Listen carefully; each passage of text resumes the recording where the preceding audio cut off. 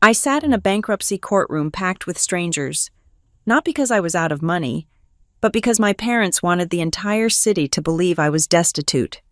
My mother wept into her silk scarf while my brother smirked, certain I would be humiliated publicly. Then the judge paused, looked up, and asked the one specific question that made their lawyer turn pale. After 8 years of silence, I knew my moment had finally arrived. My name is Sydney Ross, and I am 36 years old. I sat at the defendant's table in the federal bankruptcy court in downtown Chicago, my hands folded on the cool mahogany surface. The air conditioning was humming a low, industrial drone, fighting a losing battle against the heat of the bodies packed into the room. This was not a standard bankruptcy hearing.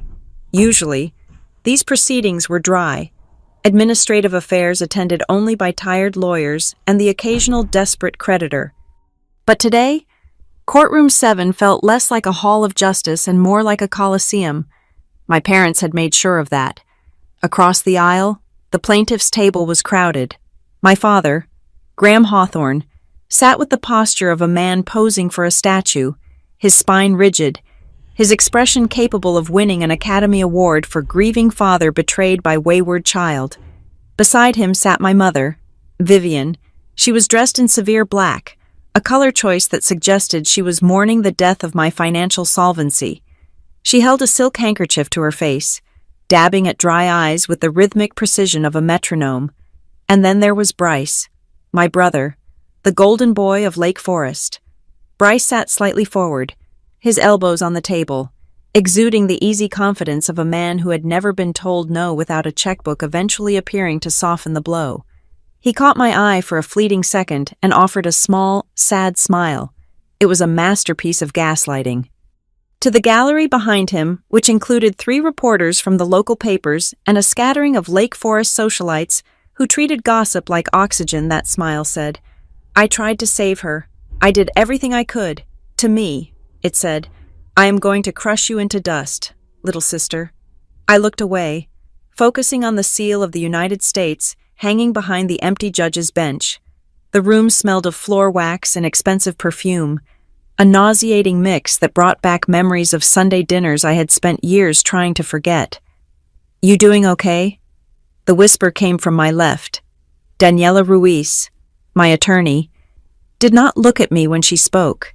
She was busy arranging 3 heavy banker's boxes on the table in front of us. She stacked them with deliberate slowness, the cardboard scraping against the wood. "I am fine," I whispered back. "Good," Daniela said, smoothing the lapel of her charcoal blazer. "Because they are putting on quite a show. Look at the press. Your father must have called in every favor he has owed since 1995. They want a spectacle," I said, my voice steady despite the adrenaline spiking in my blood.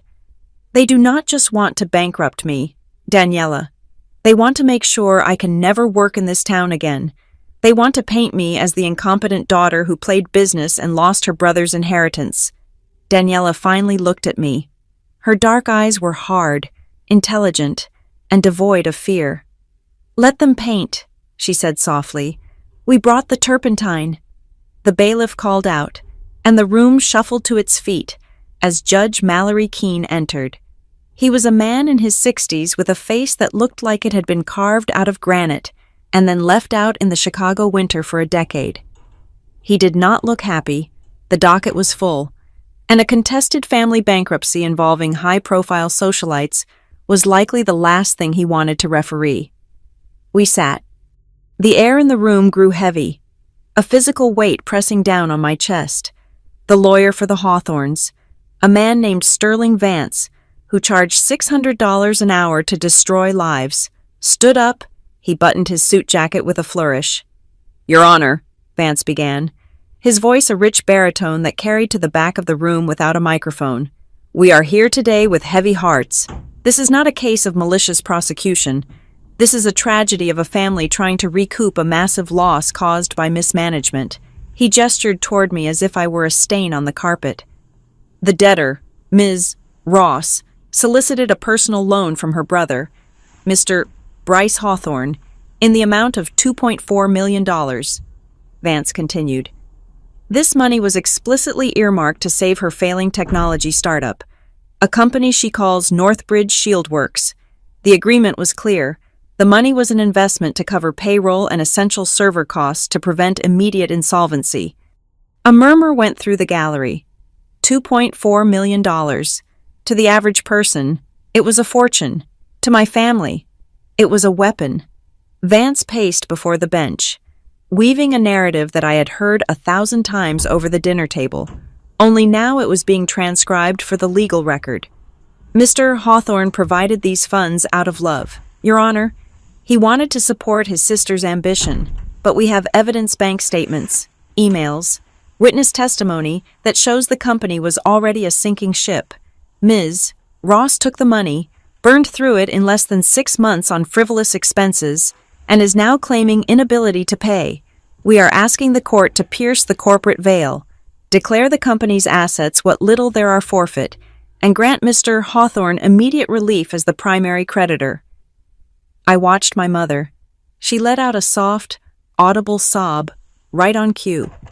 My father patted her hand, looking stoically at the floor. It was a perfect story.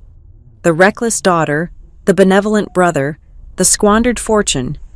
Northbridge Shieldworks has no viable product, Your Honor, Vance concluded, leaning on the lectern. It is a shell, a hobby that got out of hand, and now, Mr. Hawthorne simply wants to recover what he can from the wreckage. Vance sat down. The silence that followed was thick with judgment. I could feel the eyes of the reporters burning into the back of my neck. They were already composing the headlines, Hawthorne heiress bankrupts startup. Brother left holding the bag. Judge Keene looked over his reading glasses at our table. Ms. Ruiz, does the defense wish to make an opening statement?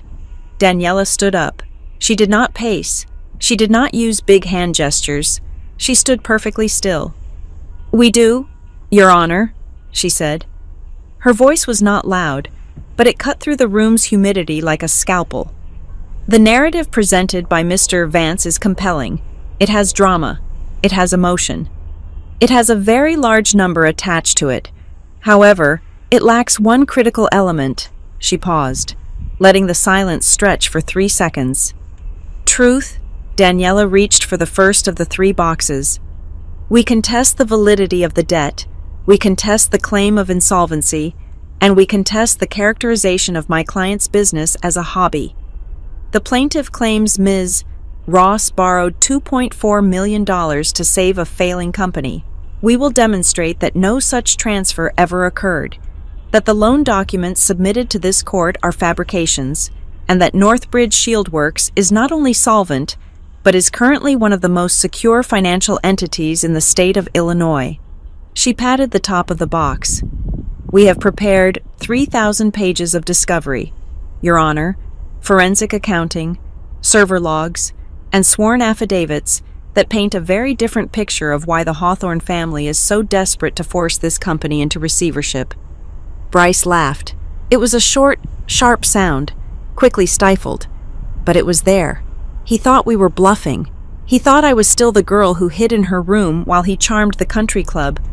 Judge Keene did not look impressed by the laugh. He pulled the case file toward him, opening the thick binder that Vance had submitted.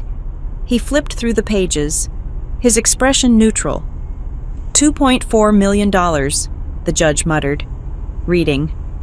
Promissory note dated October 14th, 2022. Yes, Your Honor, Vance said, half rising from his chair. Signed and notarized. The judge turned a page, then another. He rubbed his temple. For a moment, it seemed like he was just going through the motions, skimming the paperwork so he could move on to the next case on his docket. I watched his hand. He had a gold wedding band and a watch that looked practical, not flashy. He stopped. His hand froze on a page near the back of the plaintiff's exhibit.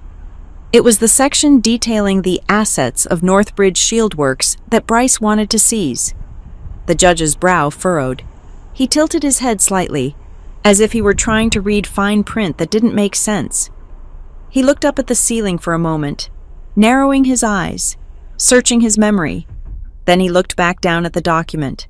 The atmosphere in the room shifted. The scratching of the reporters' pens stopped. Even my mother seemed to hold her breath. Sensing a disruption in the rhythm of the performance, Judge Keene slowly took off his reading glasses. He folded them and placed them on the bench. He looked at me. It was not the look of a judge looking at a defendant. It was the look of a man trying to solve a puzzle that had just changed shape in front of his eyes. He looked at me, then at the name on the file, then back at me. "Counsel," the judge said. His voice was quiet, but the microphone picked it up and amplified the bass, sending a rumble through the floorboards. "Approach the bench." Daniela moved instantly. Vance hesitated for a split second, glancing at Bryce, before buttoning his jacket again and walking to the front. I could not hear what was being whispered, but I saw the body language. The judge was leaning over, tapping a finger on the document. He spoke in a low, urgent murmur. Daniela nodded once, her face impassive. But Vance. I watched the color drain out of Sterling Vance's face. It started at his neck and moved up to his hairline until he looked like a sheet of printer paper. He gripped the edge of the bench, his knuckles turning white. He tried to say something, shaking his head, pointing back at his client. But the judge cut him off with a sharp hand motion. The judge waved them back. "Sit down," Judge Keene ordered. Vance practically stumbled back to his table. He leaned over and whispered something frantically to Bryce. For the first time all morning, the smirk vanished from my brother's face. He looked confused, then annoyed. My father sat up straighter, his betrayed parent mask slipping to reveal the shark underneath. Judge Keene picked up his glasses but did not put them back on. He held them like a gavel. He looked out over the courtroom, his gaze sweeping over the reporters, over my parents, and finally landing squarely on me. "Ms. Ross," the judge said. He did not address my lawyer. He addressed me directly. I stood up. My legs felt weak, but I locked my knees. "Yes, Your Honor." "I was reading the Financial Times this morning with my coffee," the judge said conversationally, though there was steel underneath the tone. There was a rather extensive article about the vulnerability of the national power grid and the new safeguards being implemented by the Department of Energy. The room was dead silent. I could hear the hum of the vending machine in the hallway outside. "The article mentioned a specific contractor," the judge continued. "A firm that has apparently just secured a classified contract to overhaul the cybersecurity protocols for 3 major interstate energy substations. A firm that, according to the article, is considered a hidden unicorn in the operational technology security sector." He looked at the file again. The name of that company was Northbridge Shield Works. My mother stopped dabbing her eyes. Her hand froze mid-air. The judge looked at Vance. "Mr. Vance, your filing states that Northbridge Shield Works is a failed startup with no viable product and zero solvency. You are asking this court to place a company which I am now led to believe is currently managing active national security infrastructure into the hands of a private creditor based on a family dispute." Vance stood up, his voice cracking. "Your Honor, my client believes the media reports are exaggerated. The financial reality is—" "The financial reality," the judge interrupted, his voice rising, "is that I am looking at a bankruptcy petition for a company that, if my memory serves me correctly from the article I read 4 hours ago, just signed a government contract worth more than $100 million. A gasp went through the room. It wasn't from the gallery. It was from my father. Graham Hawthorne turned to stare at me. The shock on his face was genuine. He didn't know. He thought he was crushing a lemonade stand. He didn't know he was trying to bulldoze a bunker. "I have a question," Judge Keene said, leaning forward, "and I want a very careful answer." He pointed a finger at the plaintiff's table. "Why is a company that safeguards federal infrastructure listed in my docket as a hobby?" I looked at Bryce.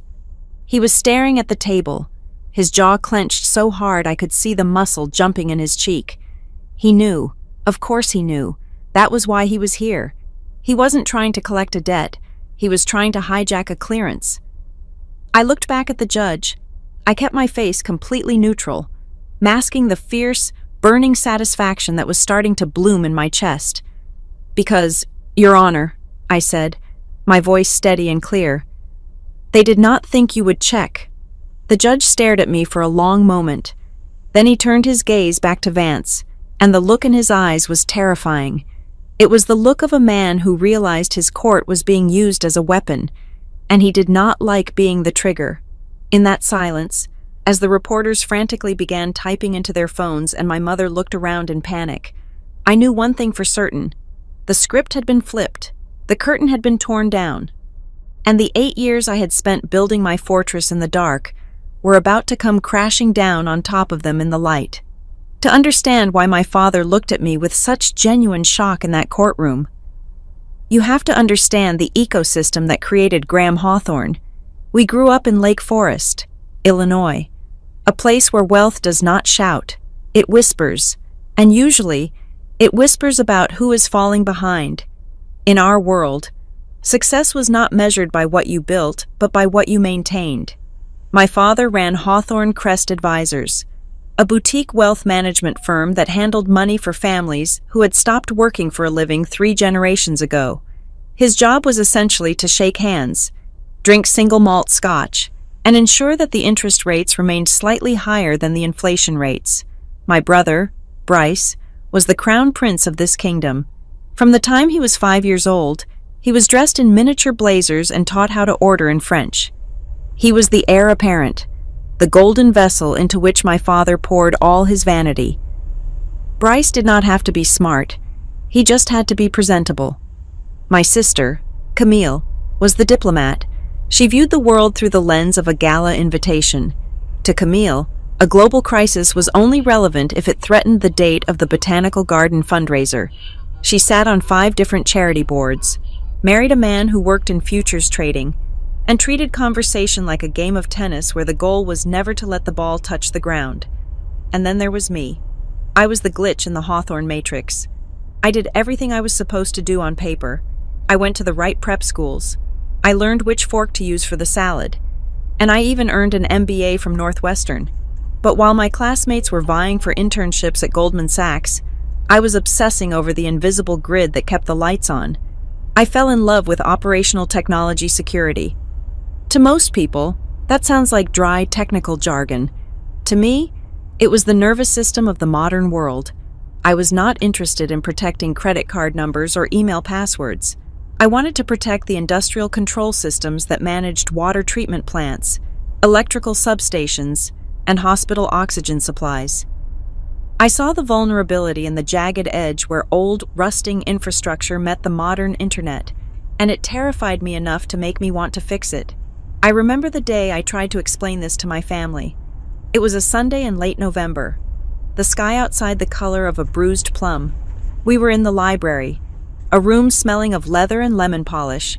I had prepared a pitch deck. I had market analysis. I had a roadmap for a startup that focused on securing legacy industrial hardware. I laid it all out on the mahogany coffee table. I spoke for 20 minutes about the rising threat of state-sponsored cyber attacks on domestic infrastructure. I talked about the gap in the market. I was passionate, precise, and completely blind to the temperature in the room. When I finished, silence hung heavy in the air.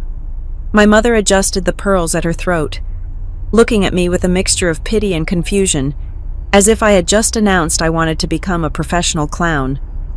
My father took a sip of his drink and set the glass down with a soft clink. He did not look at my charts. He looked at me. "This is a hobby." "Sydney," he said, his voice smooth and dismissive. I felt a flush rise up my neck. "It is not a hobby. Dad, this is a critical industry sector. The demand is projected to grow by 400% in the next 5 years. He waved his hand, swatting away my statistics like a gnat. It is toys for those kids who wear hoodies and live in basements. It is not a career for a Hawthorne. We manage capital. We do not crawl around in server rooms fixing wires." Bryce, who was lounging in a wingback chair, chuckled. He picked up one of my printouts, glanced at it, and tossed it back onto the table.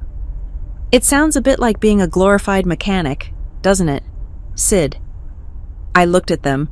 I looked at the 3 of them sitting there, safe in their bubble of inherited relevance. completely unaware of how fragile their world actually was. "I am asking for seed capital," I said, keeping my voice steady. "I am asking for an investment. I will pay it back with interest. Treat it like a business transaction." My father sighed, the long, weary sigh of a man burdened by an unreasonable child. He leaned forward, resting his elbows on his knees. "Sydney, look at me. You are smart, but you are confused. You do not have the temperament for business. You are too emotional. You get too attached to the details. If I give you this money, you will burn through it in 6 months trying to save the world, and then you will be back here, broke and embarrassed." He stood up and walked over to the window, looking out at the manicured lawn. "I will not fund your failure," he said without turning around. "When you are ready to be serious, come talk to me. I am sure Bryce can find a spot for you in compliance. You can organize the files." That moment was the catalyst. It was not a shouting match. It was a trial. My family had turned the library into a courtroom long before we ever stepped foot in front of Judge Keene. My father was the judge. My mother was the jury, and Bryce was the executioner. I was the defendant, guilty of the crime of wanting something they did not understand. I packed up my papers. I did not slam the door. I walked out of that house with a cold, hard knot in my stomach that would not dissolve for a decade. The next 3 years were my real education. I moved into a studio apartment in a neighborhood my mother would not drive through with the windows down. I stopped going to the country club. I stopped buying clothes that required dry cleaning. I got a job as a junior analyst at a mid-level IT firm, and I worked nights learning everything I could about industrial protocols. I learned that the real world does not care about your last name. I learned that when a server crashes at 3 in the morning, nobody cares if you went to Northwestern. They only care if you can get the system back online before the client loses $50,000 an hour. I did grunt work. I pulled cables through crawl spaces filled with rat droppings. I sat in freezing cold data centers staring at lines of code until my eyes burned. I sold security packages to small manufacturing plants where the owners looked at me like I was trying to sell them magic beans. I learned to sell. I learned to take rejection. I learned that 90% of business is just showing up and doing what you said you would do. But the hardest lesson came from my first partner. His name was Greg. We met at a hackathon, and he seemed to share my vision. He was brilliant, charming, and seemingly dedicated. We worked together for 8 months building a prototype for a network intrusion detection system. I trusted him. I shared my code, my contacts, and my strategy. One morning, I woke up to find our shared server empty. Greg was gone. He had taken the source code, rebranded it, and sold it to a competitor for $60,000. He blocked my number. He vanished. I sat on the floor of my apartment, staring at the blank screen. I had $80 in my bank account. I had just lost a year of work. It was a crushing blow. But in a strange way, it was liberating. Greg had robbed me, yes. But he had not lied to me about who he was. He was a thief. He acted like a thief. The betrayal was transactional. It was different from what my family did. My family smiled at me while they eroded my confidence. They invited me to dinner to remind me of my place. They used affection as a leash. Greg taught me that the world is cruel, but it is an honest cruelty. It will strike you if you are not watching, but it does not pretend to love you while it holds the knife. After the incident with Greg, I made a decision. I did not go back to Lake Forest crying. I did not ask Bryce for that job in compliance. I simply stopped engaging. I stopped answering the calls on Sunday mornings. I stopped showing up for the Easter brunch. I stopped sending updates about my life. It was not a dramatic explosion. I did not send a letter of resignation from the family. I just faded out. My mother would call and leave voicemails, her voice tight with passive-aggressive worry. "Sydney, we are just concerned. We heard you are living in the city. Is everything all right? Do you need money?" I never took the money. Taking their money meant accepting their narrative. If I took a single dollar, I became the charity case they always said I would be. I ate instant noodles. I walked 3 miles to save bus fare. I rebuilt my code from scratch. line by painful line, every time I felt like quitting, every time the fatigue threatened to pull me under. I would hear my father's voice in that library. "You will fail and come back." That sentence was better fuel than any venture capital check. I used it to burn the midnight oil. I used it to push through the humiliation of cold calling. I used it to build a shell around myself that was harder than diamond. My family thought I was lost. They told their friends at the club that Sydney was finding herself, a polite euphemism for being a disappointment. They had no idea that I was not lost at all. I was building. I was just doing it in the dark, where they could not see me, and more importantly, where they could not stop me. By the time I founded Northbridge Shieldworks, I was a different person. The soft, eager-to-please girl who presented charts in the library was dead. In her place was a woman who knew the value of a contract, the weight of a promise, and the absolute necessity of keeping your enemies guessing. I assumed that if I stayed away, if I kept my head down and built my own life, they would eventually forget about me. I thought I could exist in a parallel universe, separate from the toxicity of the Hawthorne legacy. I was wrong. You can leave a family like mine, but they never really let you go, not when they smell blood, and certainly not when they smell money. I just did not realize that my success would be the scent that eventually drew the wolves to my door. Northbridge Shieldworks did not begin in a gleaming glass tower with a view of Lake Michigan. It began with $12,000, which was the absolute sum total of my life savings, and a refurbished laptop that sounded like a jet engine whenever I opened more than 3 spreadsheets. I rented a space in a converted warehouse district on the far west side of Chicago. This was not the trendy part of town with artisan coffee shops and exposed brick lofts. This was the part of town where the streetlights flickered and the wind smelled of diesel and wet concrete. The office was 600 square feet of drafty open space with a concrete floor that seemed to hold a permanent chill. To my family, it would have looked like a squatter's den. To me, it looked like freedom. I was not building an app to share photos or a platform to sell artisanal soap. I was building a shield for the things people took for granted until they stopped working. I focused on operational technology, or OT. These are the systems that control the physical world. The valves in a water treatment plant, the breakers in an electrical substation, the HVAC systems in a hospital isolation ward. People worry about their credit card numbers being stolen. I worried about a hacker turning off the cooling system in a nuclear reactor or overloading the pressure in a natural gas pipeline. The industry was terrifyingly vulnerable. Most of these systems were running on software from the 90s, connected to the modern internet with the digital equivalent of duct tape and prayer. My first team consisted of 5 people.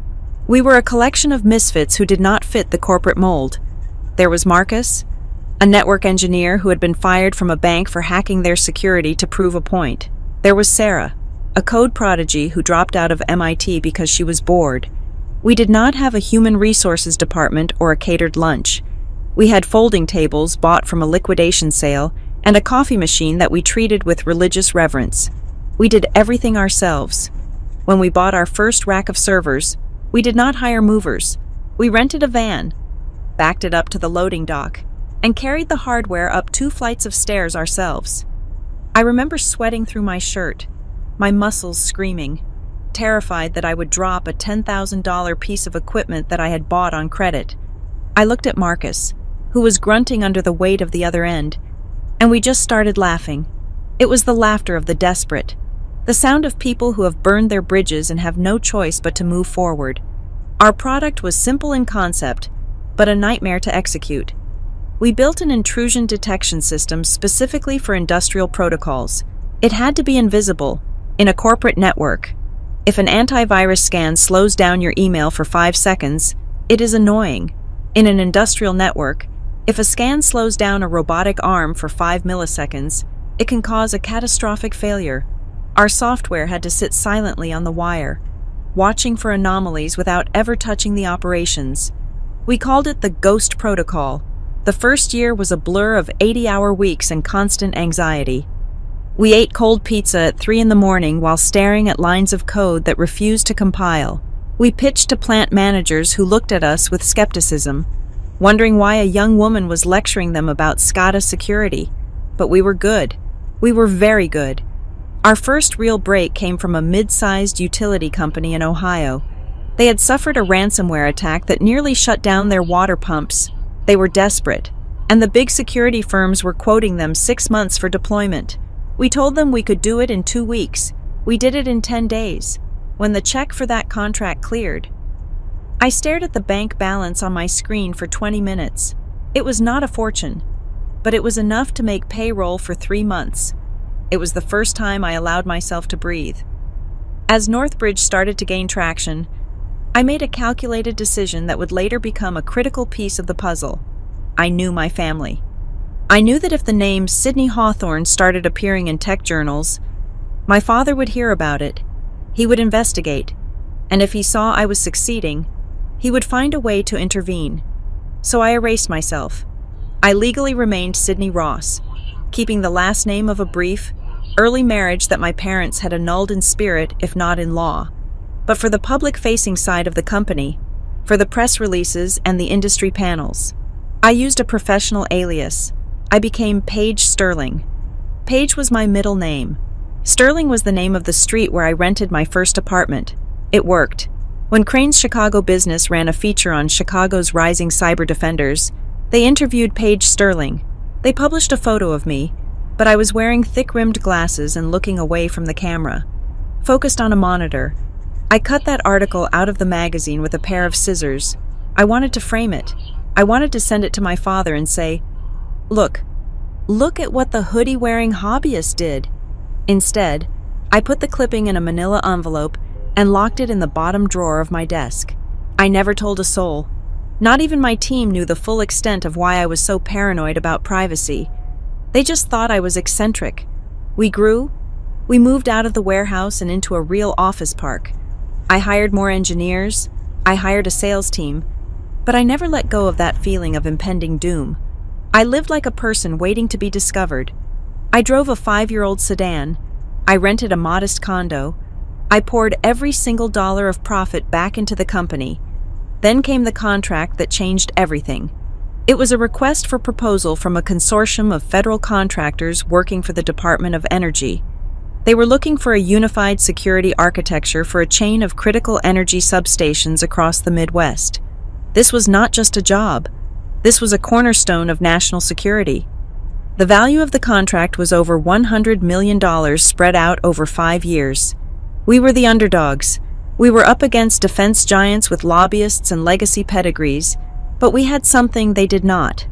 We had a system that was lighter, faster, and already proven in the field to catch the kind of state-sponsored malware the government was terrified of. The vetting process was grueling. They turned my life upside down. They audited our code. They interviewed my elementary school teachers. They combed through my financials with a fine-toothed comb. I was terrified that they would find the Hawthorne connection and think I was a security risk because of my father's international dealings. But they did not care about my family. They cared about my competence.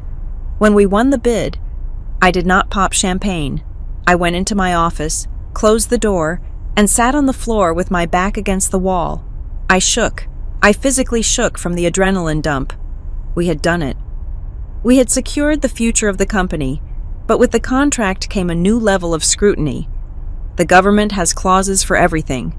One of the most specific clauses involves the financial stability of the contractor.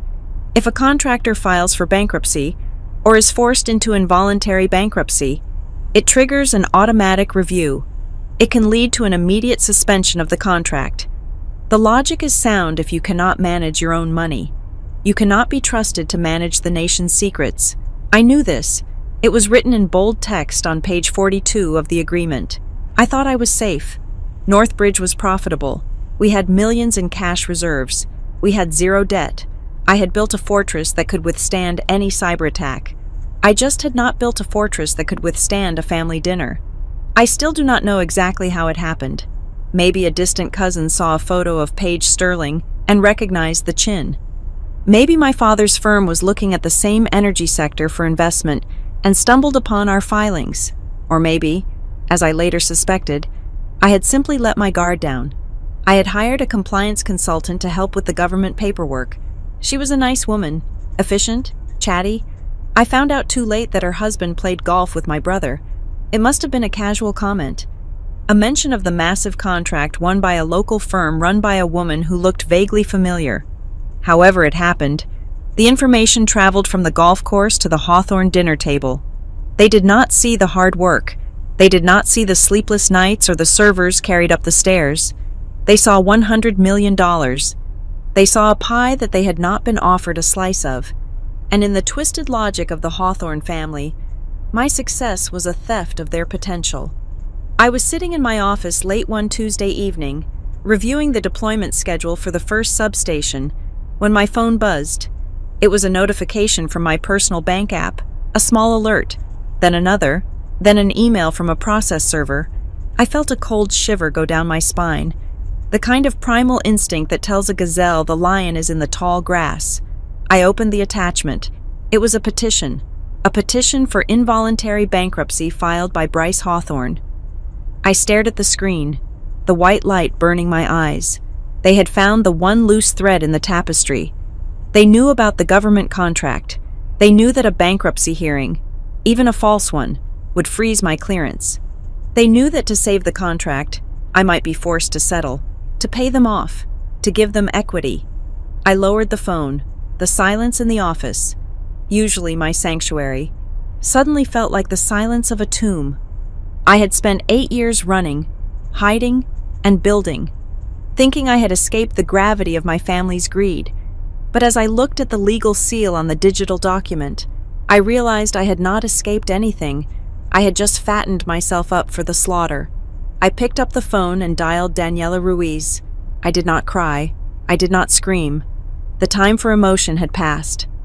"Daniela," I said when she answered, "they found me, and they are coming for the company." That night, I did not go home. I stayed in the office, watching the lights of the city grid I was sworn to protect, knowing that the real threat wasn't a hacker in a basement in a foreign country. It was my own flesh and blood, armed with a lawyer and a lie. The envelope that arrived at my desk was thick, heavy, and stamped with the seal of the United States Bankruptcy Court. When I tore it open, the contents did not just hurt, they burned. It felt less like a legal notification and more like a vial of acid thrown directly into my face. I sat there, my hand trembling slightly, reading the words that my brother had paid a lawyer to write. In re Sidney Ross, debtor, petition for involuntary bankruptcy. The filing was a masterclass in fiction. Bryce claimed that he had loaned me $2.4 million 18 months ago. He claimed that Northbridge Shield Works was hemorrhaging cash, that we had missed critical vendor payments, and that without the court's immediate intervention to protect the creditors, the company would collapse within 30 days. But the text was not the worst part. The worst part was the attachment. It was a photocopy of a document titled Strategic Investment Agreement. It looked official. It had the right font. It had a date stamped at the top, and at the bottom, right next to Bryce's flamboyant scrawl, was my signature. I ran my finger over the photocopied ink. It was my name. It was the way I looped the S and the sharp cross of the T. But it was wrong. The pressure was too even. It lacked the slight jagged edge my hand has had ever since I broke my wrist in college. It was a trace, a high-quality forgery, likely lifted from an old birthday card or a thank you note I had sent years ago. Then digitally grafted onto this contract, I flipped to page 4. Clause 12B made my blood run cold. In the event of financial instability or missed quarterly targets, the lender, Bryce Hawthorne, reserves the right to assume temporary operational control and appoint an interim board to safeguard the investment. They did not just want to embarrass me, they wanted the keys. I grabbed my coat and the file. Driving straight to Daniela's office, I did not even call ahead. When I threw the file onto her glass desk, the sound was like a gunshot. "They forged it," I said, my voice tight. "That is not my signature, and that money never existed. Check my bank accounts. Check the company ledgers. $2.4 million never entered Northbridge. It is a ghost loan." Daniela put on her glasses and began to read. She read slowly, her expression darkening with every page. She did not gasp. She did not look shocked. She looked like a surgeon discovering a tumor that was larger than expected.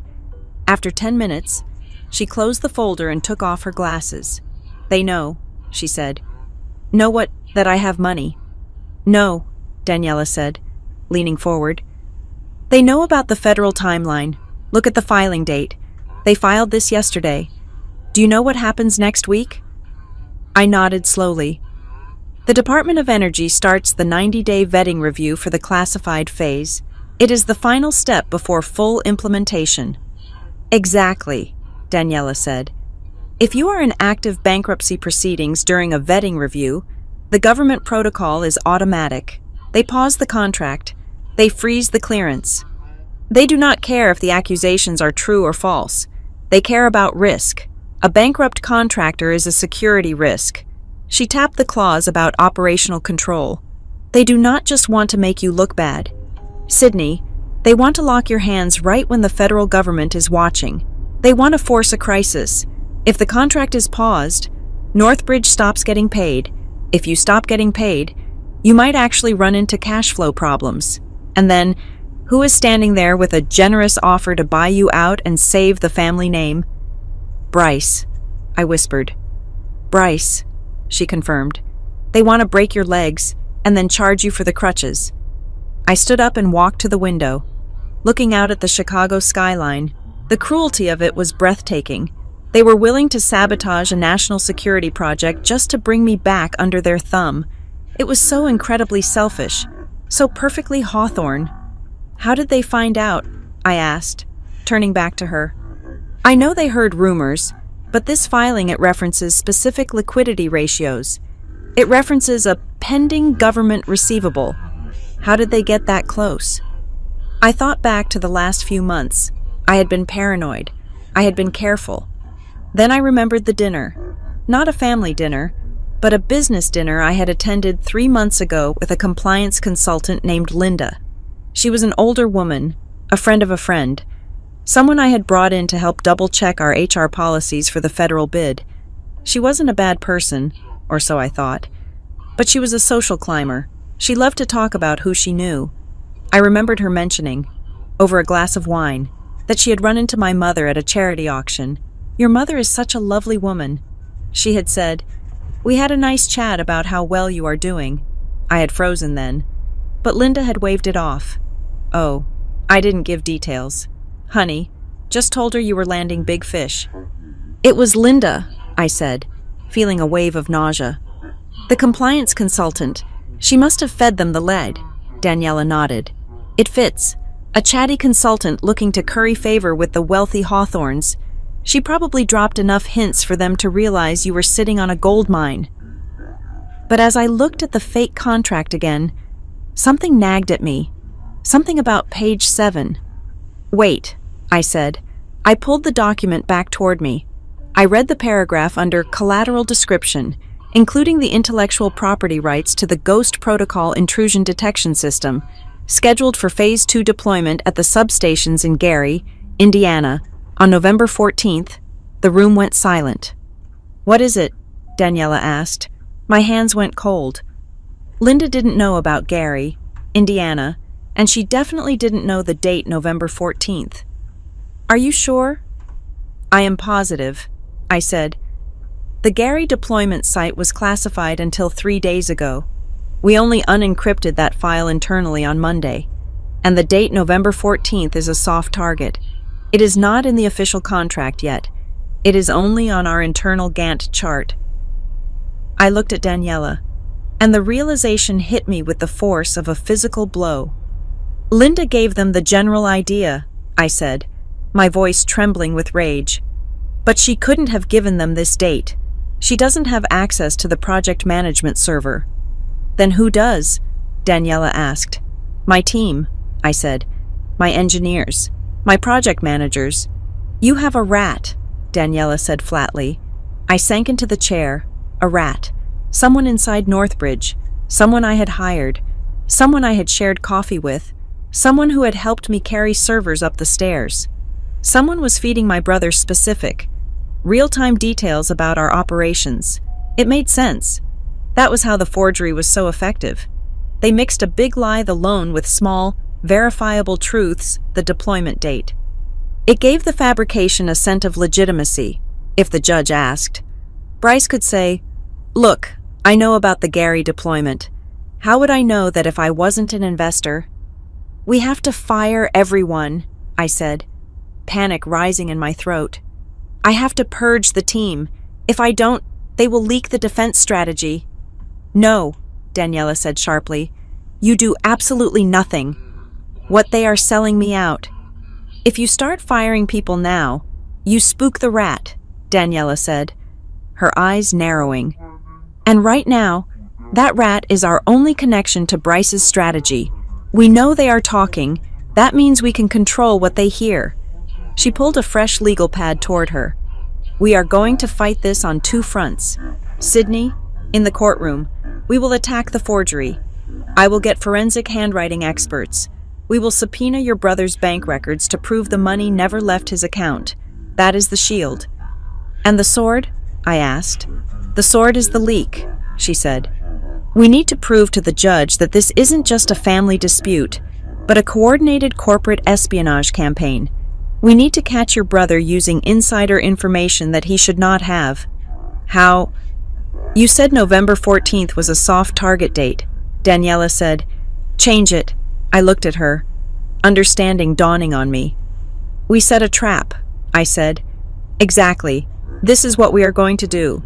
You are going to go back to your office. You are going to act stressed.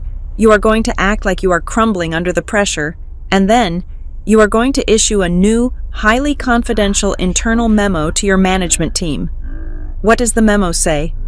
"It says that due to the bankruptcy filing, the Gary deployment is being scrapped," Daniela said, a small, dangerous smile playing on her lips, "and that you are secretly moving the assets to a new storage facility in, let's say, Milwaukee, on a specific date. Let's make it next Friday." "There is no facility in Milwaukee," I said. "I know," Daniela replied. "But Bryce doesn't. If that Milwaukee location shows up in his next legal filing, if he tries to file an emergency injunction to stop you from hiding assets in Milwaukee, we will have him. We will prove he is getting fed lies in real time." I sat back. It was risky. It required me to walk back into my office and look into the faces of people I trusted. Knowing that one of them was holding a knife behind their back, it required me to play the victim when all I wanted to do was scream. But I thought about my father's face when he told me I would fail. I thought about Bryce's smirk and the fake contract. They thought they were playing chess against a child. They did not realize that for the last 8 years, I had been learning to hunt predators. "Okay," I said, standing up. "I will write the memo tonight. I will make it look official. Emergency Asset Relocation Plan." "Good," Daniela said. "And Sydney, do not tell anyone. Not your assistant, not your co-founder. If you want to know who sold you for a check, you have to treat everyone as an enemy until we catch the one who takes the bait." I walked out of her office and into the cool Chicago air. My heart was pounding. But it wasn't from fear anymore. It was from focus. I drove back to Northbridge. The office was humming with activity. My team was there. Marcus, Sarah, the new project managers. They looked up when I entered, their faces full of concern. They had seen the news. They knew something was wrong. "Is everything okay, boss?" Marcus asked, swiveling in his chair. I looked at him. I looked at Sarah. I looked at the new guy, Jason, who managed the timelines. One of them was texting my brother. One of them was betraying everything we built. I forced myself to look ragged. I let my shoulders slump. I rubbed my eyes. "It is bad, guys," I lied, my voice cracking just enough to be convincing. "My family. They are trying to freeze everything. We might have to move the hardware to keep it safe." I saw them exchange looks, concern or calculation. "I am going to send out a plan later tonight," I said. "It stays in this room. If this gets out, we are dead." I walked into my office and closed the door. I sat down at my computer and opened a blank document. I typed the header, "Confidential Asset Relocation Strategy, Milwaukee." I was not just writing a memo, I was loading a weapon, and I was going to wait for my brother to pull the trigger on himself. The week leading up to the hearing was a blur of caffeine, paper cuts, and a cold, simmering rage that I used to fuel 18-hour workdays. Daniela Ruiz turned her conference room into a war room. The long glass table, usually reserved for impressing corporate clients, was buried under 3 feet of documentation. It looked less like a legal defense and more like the architectural blueprints for a demolition. We were building what Daniela called a legal bomb. The goal was not just to deflect the blow, it was to plant an explosive device right under the foundation of their case and detonate it the moment they stepped into court.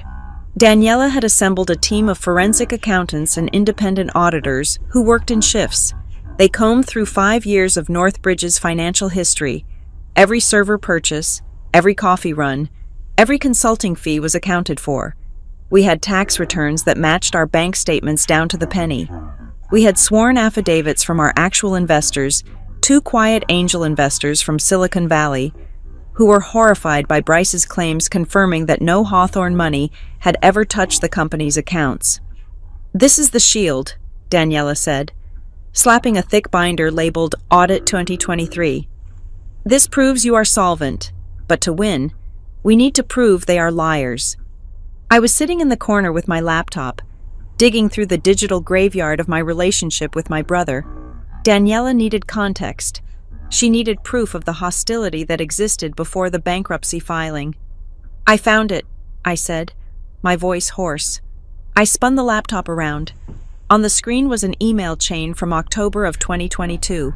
That was the specific month Bryce claimed he had wired me the $2.4 million to save my failing company in his legal filing. He described himself during that month as a concerned brother desperate to help, but the email I found told a different story. Subject: Re-Thanksgiving. From Bryce Hawthorne. Date: October 12th, 2022. Sydney. Mom says you are skipping the holiday again to work on your little science project. Honestly, it is embarrassing. You are playing CEO in a warehouse while the rest of us are actually building the family legacy. Do yourself a favor, shut down the toy company before you starve. I am not going to bail you out when the rent comes due. He wrote this 2 days before the date on the alleged promissory note, I said, pointing at the screen. He explicitly says, I am not going to bail you out, and he calls the company a toy. Daniela smiled. A sharp, predatory expression. Perfect. It goes into Exhibit B. It destroys his narrative of the benevolent investor. Why would a man invest millions in a company he was actively mocking 48 hours prior? But the smoking gun was not in the emails. It was in the numbers. Daniela's forensic expert, a man named Mr. Henderson, who wore suspenders and spoke in a whisper, called us over to the main table. He had the forged strategic investment agreement under a magnifying lamp. I have analyzed the wire transfer details listed in Appendix A, Henderson said. The plaintiff listed a source account number and a routing number for the transfer of funds. And, I asked, the account number follows the structure of a Hawthorne Crest internal ledger, not a commercial bank account. Henderson explained. But the routing number, it is invalid. Invalid how? Daniela asked. It is 9 digits, but the checksum is wrong. Henderson said. It does not belong to any bank in the Federal Reserve System. It is a random string of numbers. If you tried to wire $5 using this number, the system would reject it instantly. Yet, they claim they successfully wired over $2 million. They got lazy, Daniela said, making a note on her pad. They forged the document but didn't bother to look up a real routing number. They just typed digits. There is something else, Henderson said. His voice dropped even lower. The notarization. I leaned in. I had seen the stamp on the copy I received, but I had been so focused on the text, I hadn't looked closely at the seal. The signature of the debtor, Ms. Ross, is a forgery. Henderson said, but the notary seal is authentic. It is an embosser, pressed into the paper. It is not a digital copy. He moved the magnifying lamp. The raised bumps of the seal cast long shadows on the paper. I read the name on the outer ring of the circle. Vivian E. Hawthorne. Notary Public, State of Illinois. The air left my lungs. My mother, I whispered. Does your mother have a valid commission? Daniela asked sharply. She used to, I said, my mind racing back to my childhood.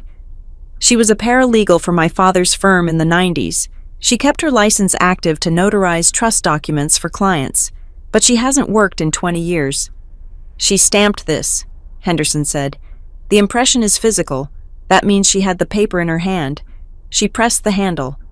I stood up and walked away from the table, feeling like I was going to be sick.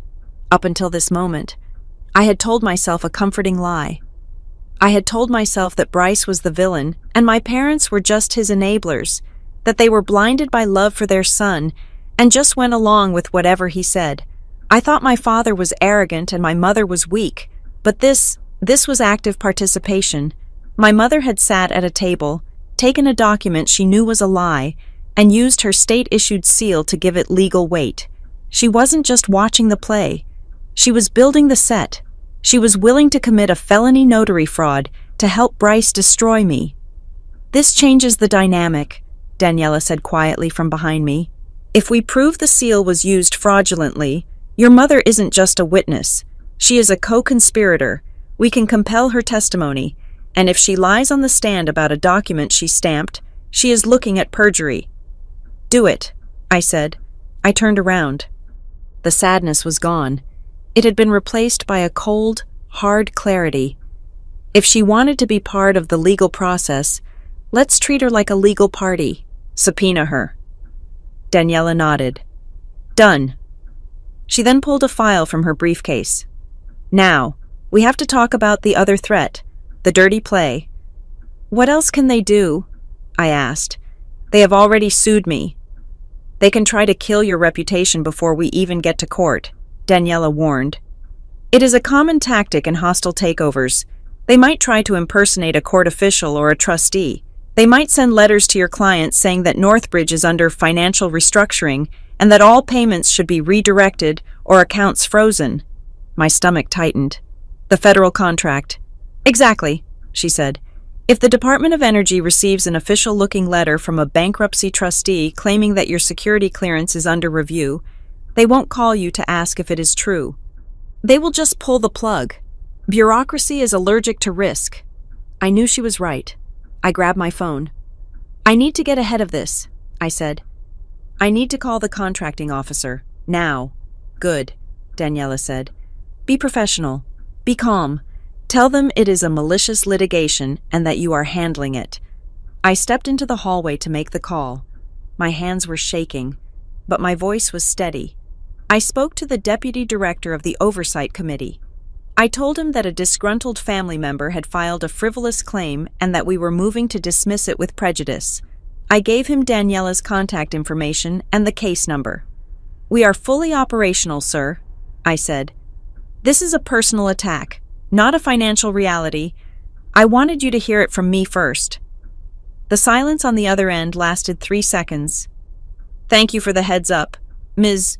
Ross, the director said. We will flag any incoming correspondence regarding your status for verification. Keep your house in order. I will, I said. I hung up. Defense was set. Now it was time for the offense. I walked back into the room. The feds are notified. Now let's catch the rat. It was time to execute the trap we had discussed. The next morning, I called an emergency meeting of my senior leadership team. There were 6 of them.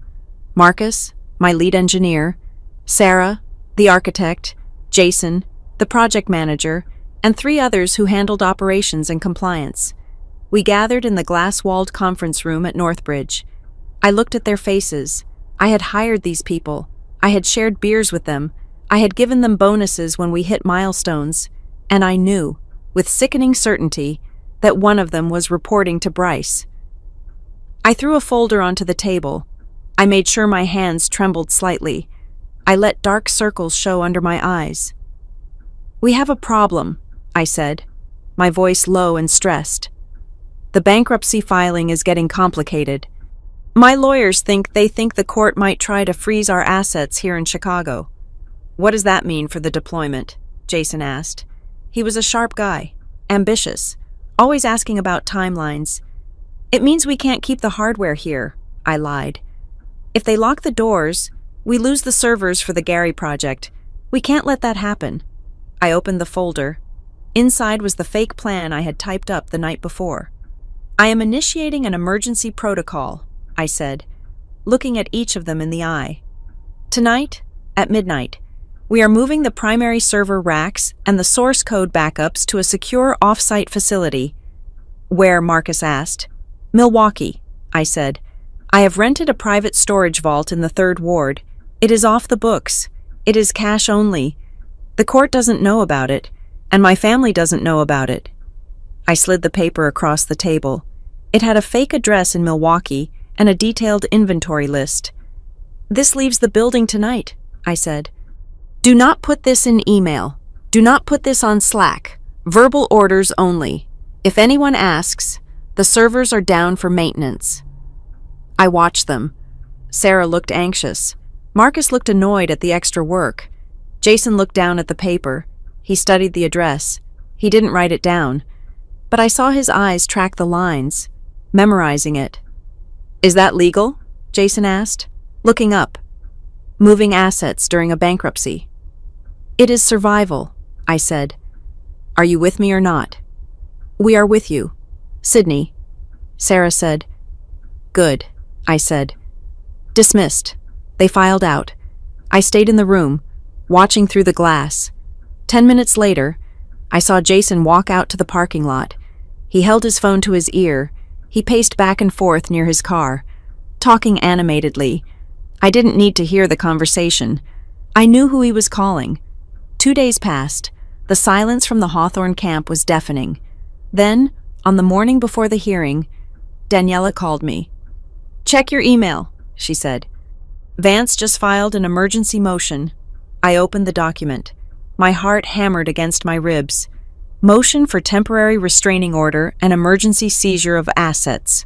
Plaintiff Bryce Hawthorne has received credible intelligence that the debtor is attempting to conceal assets to defraud creditors.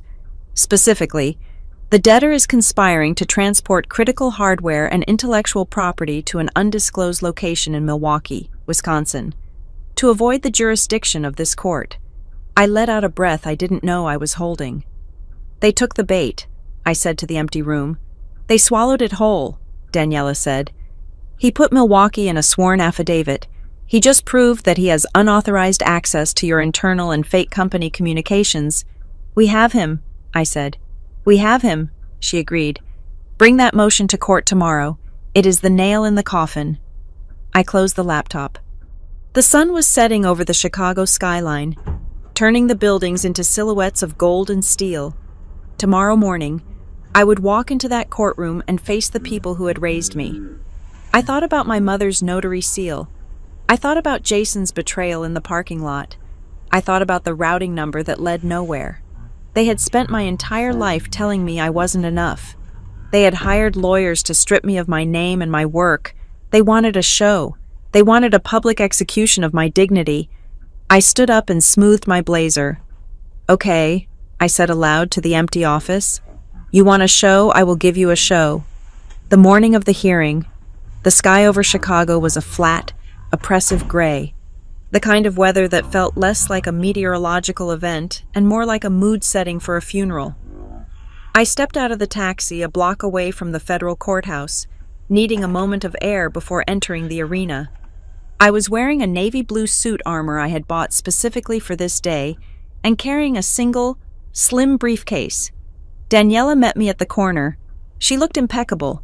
Her expression dialed to a frequency of professional lethality. But as we turned the corner toward the courthouse steps, she stopped and grabbed my elbow.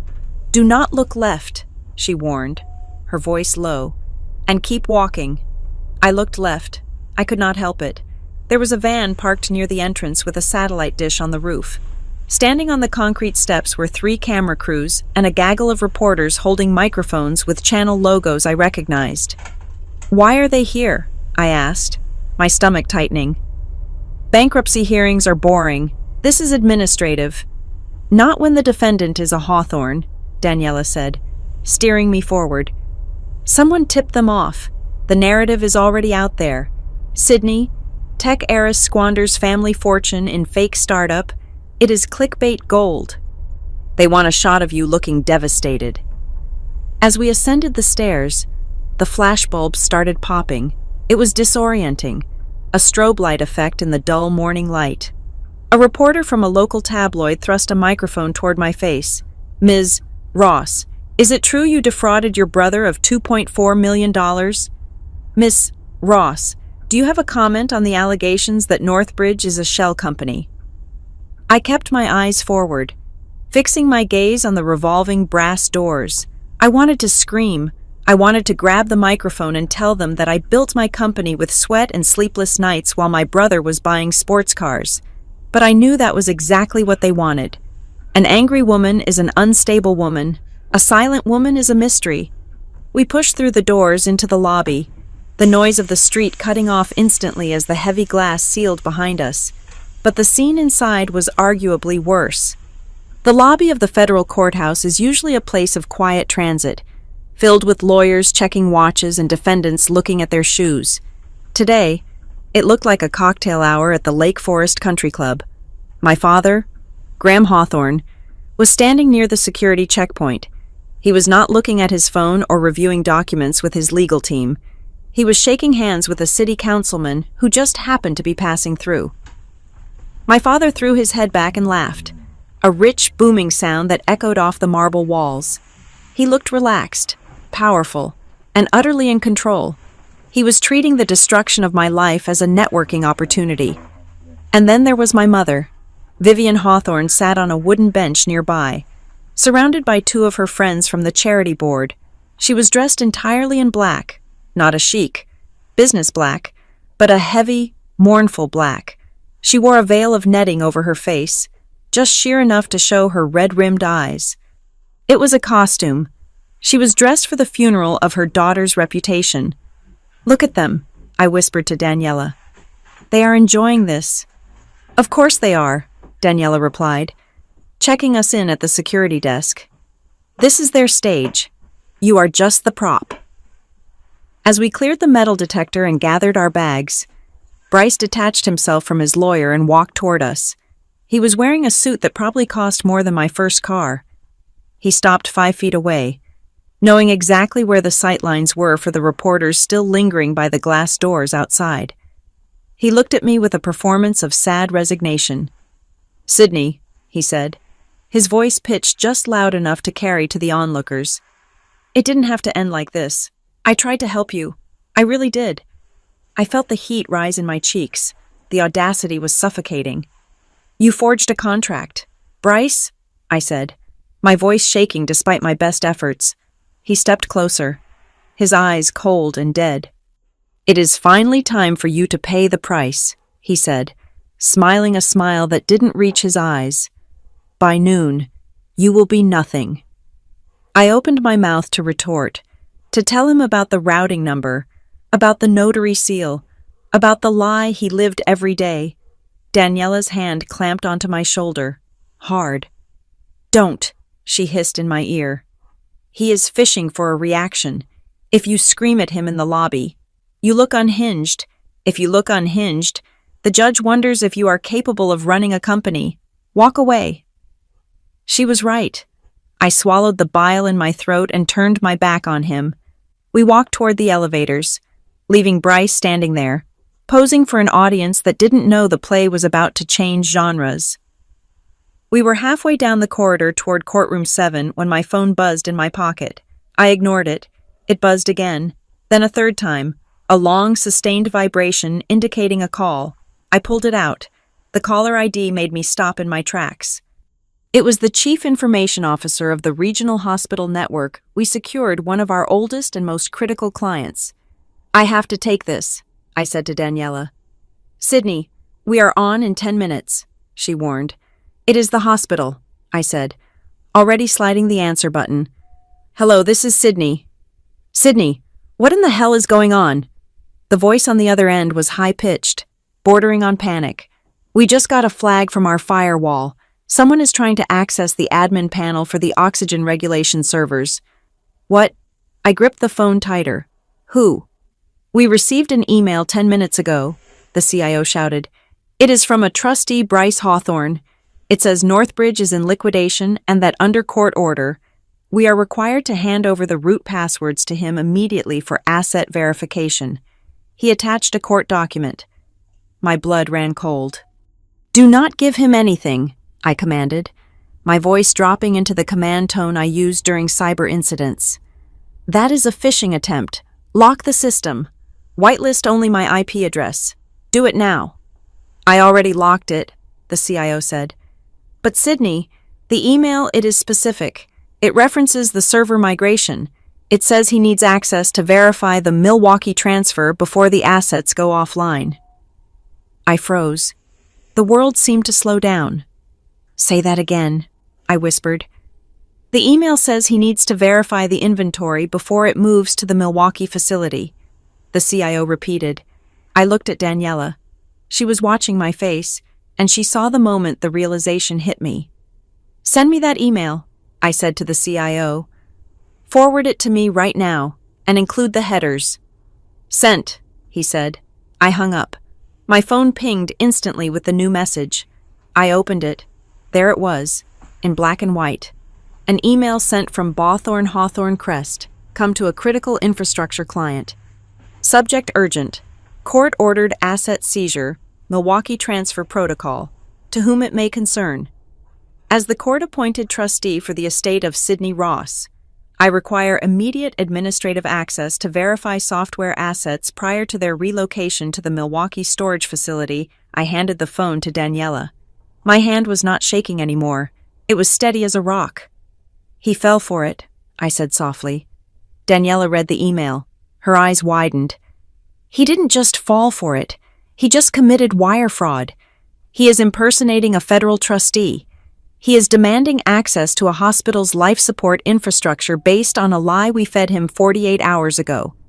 "The Milwaukee trap," I said. "He thinks the servers are moving there today. That is why he is panicking. He wants to seize the code before it leaves the state." "This proves everything," Daniela said, her mind racing. "It proves he has insider information, bad information, but insider nonetheless. It proves he is willing to endanger public safety to win a personal vendetta. And it proves he is lying about being a passive investor. Investors don't demand root passwords to oxygen tanks." She looked up at me. "We need to print this, now. There is a business center down the hall." "Wait," I said. I was looking at the timestamp on the email. It was sent 20 minutes ago.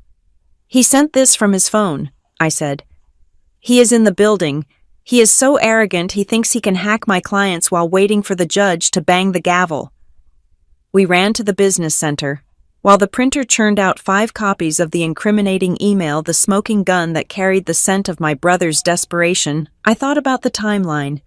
I had released the fake Milwaukee memo to my team 2 days ago. Bryce had the information today. That meant the leak was fast, direct. We gathered the fresh papers, hot from the printer, and marched back toward courtroom 7. The bailiff was just opening the doors. The gallery was filling up. My parents were already in the front row, looking somber and dignified. Bryce was at the plaintiff's table, checking his watch, looking annoyed that he hadn't received his passwords yet. I walked to the defendant's table. I did not sit down immediately. I turned around and scanned the room. The gallery was full of reporters, law clerks, and curious onlookers. But in the back row, huddled in a corner near the exit sign, I saw a familiar face. He was wearing a baseball cap pulled low, but I recognized the jacket. It was a Northbridge Company jacket. I had given it to him last Christmas. Jason, my project manager, the man who had asked if moving the servers was legal, the man who had walked out to the parking lot to make a call. He was sitting with his arms crossed, staring at the floor. He wasn't here to support me. If he was here for me, he would be sitting behind the defense table. He was sitting where the spectators sat. He was sitting where he could signal Bryce. Our eyes met across the room. For a second, he looked terrified. He saw me looking at him, and he saw the way I looked at Bryce, and then he saw the stack of freshly printed emails in Daniela's hand. He went pale. He started to stand up, maybe to leave, but the bailiff's voice boomed through the room. All rise. Judge Keene was entering. The doors were closed. Jason sank back into his seat. Trapped. I turned back to the front. I looked at Bryce. He was still checking his phone under the table, probably wondering why the hospital hadn't replied. I sat down next to Daniela. She slid the Milwaukee email onto the top of our evidence pile. "Ready," she whispered. I looked at my mother's fake tears. I looked at my father's confident posture. I looked at the brother who had just tried to hold a hospital hostage to break me. "I have never been more ready in my life," I said. The judge took his seat. The show was about to begin, but they had no idea that I had replaced their script with an indictment. They wanted to shame me in front of the city. I was about to hold up a mirror so clean and so sharp that they would have no choice but to see the monsters they had become. The bailiff called the court to order, but he might as well have been announcing the start of a theatrical production. The air in courtroom 7 was thick with the smell of floor wax and the heavier, cloying scent of my mother's perfume. I sat at the defense table, my back straight, my hands resting on the cool surface of the mahogany. Next to me, Daniela Ruiz was a statue of calm, her eyes fixed on the judge, her breathing slow and rhythmic. Across the aisle, the Hawthorne legal team was already in motion. Sterling Vance, my brother's attorney, stood up before his chair had even stopped scraping against the floor. He buttoned his jacket with a flourish that was clearly rehearsed for the cameras outside. "Your Honor," Vance began, his voice booming with the practiced resonance of a man who charged $600 an hour. "We are here today on a matter of urgent financial necessity. This is not a case we bring lightly. It is a tragedy, a family tragedy." He paused to let the word tragedy hang in the air like a bad smell. "My client, Mr.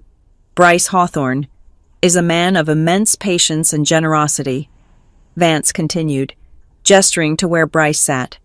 My brother had adopted a pose of reluctant sorrow, his head bowed slightly, as if he were pained by the burden of having to sue his own sister. He extended a lifeline to the debtor, Ms. Sydney Ross, in the form of a personal loan totaling $2.4 million. He did this to save her company, Northbridge Shieldworks, from immediate insolvency. I watched my mother in the front row. Vivian Hawthorne was performing perfectly. She dabbed at her eyes with a lace handkerchief, her shoulders shaking with silent, delicate sobs. She looked like the grieving matriarch in a Renaissance painting. Beside her, my father, Graham, shook his head slowly, his face etched with a stoic disappointment that suggested he had tried everything to prevent this, when in reality, he had only tried to ensure the press release was typed correctly. Vance paced in front of the bench, his shoes clicking on the hardwood. But instead of using these funds to stabilize her business, the debtor squandered them. Northbridge Shieldworks is a shell, Your Honor. It is a chaotic, mismanaged entity that is currently hemorrhaging cash. We have credible information that they are unable to meet payroll, that they are defaulting on vendor contracts, and that the intellectual property, the only asset of value, is at risk of disappearing.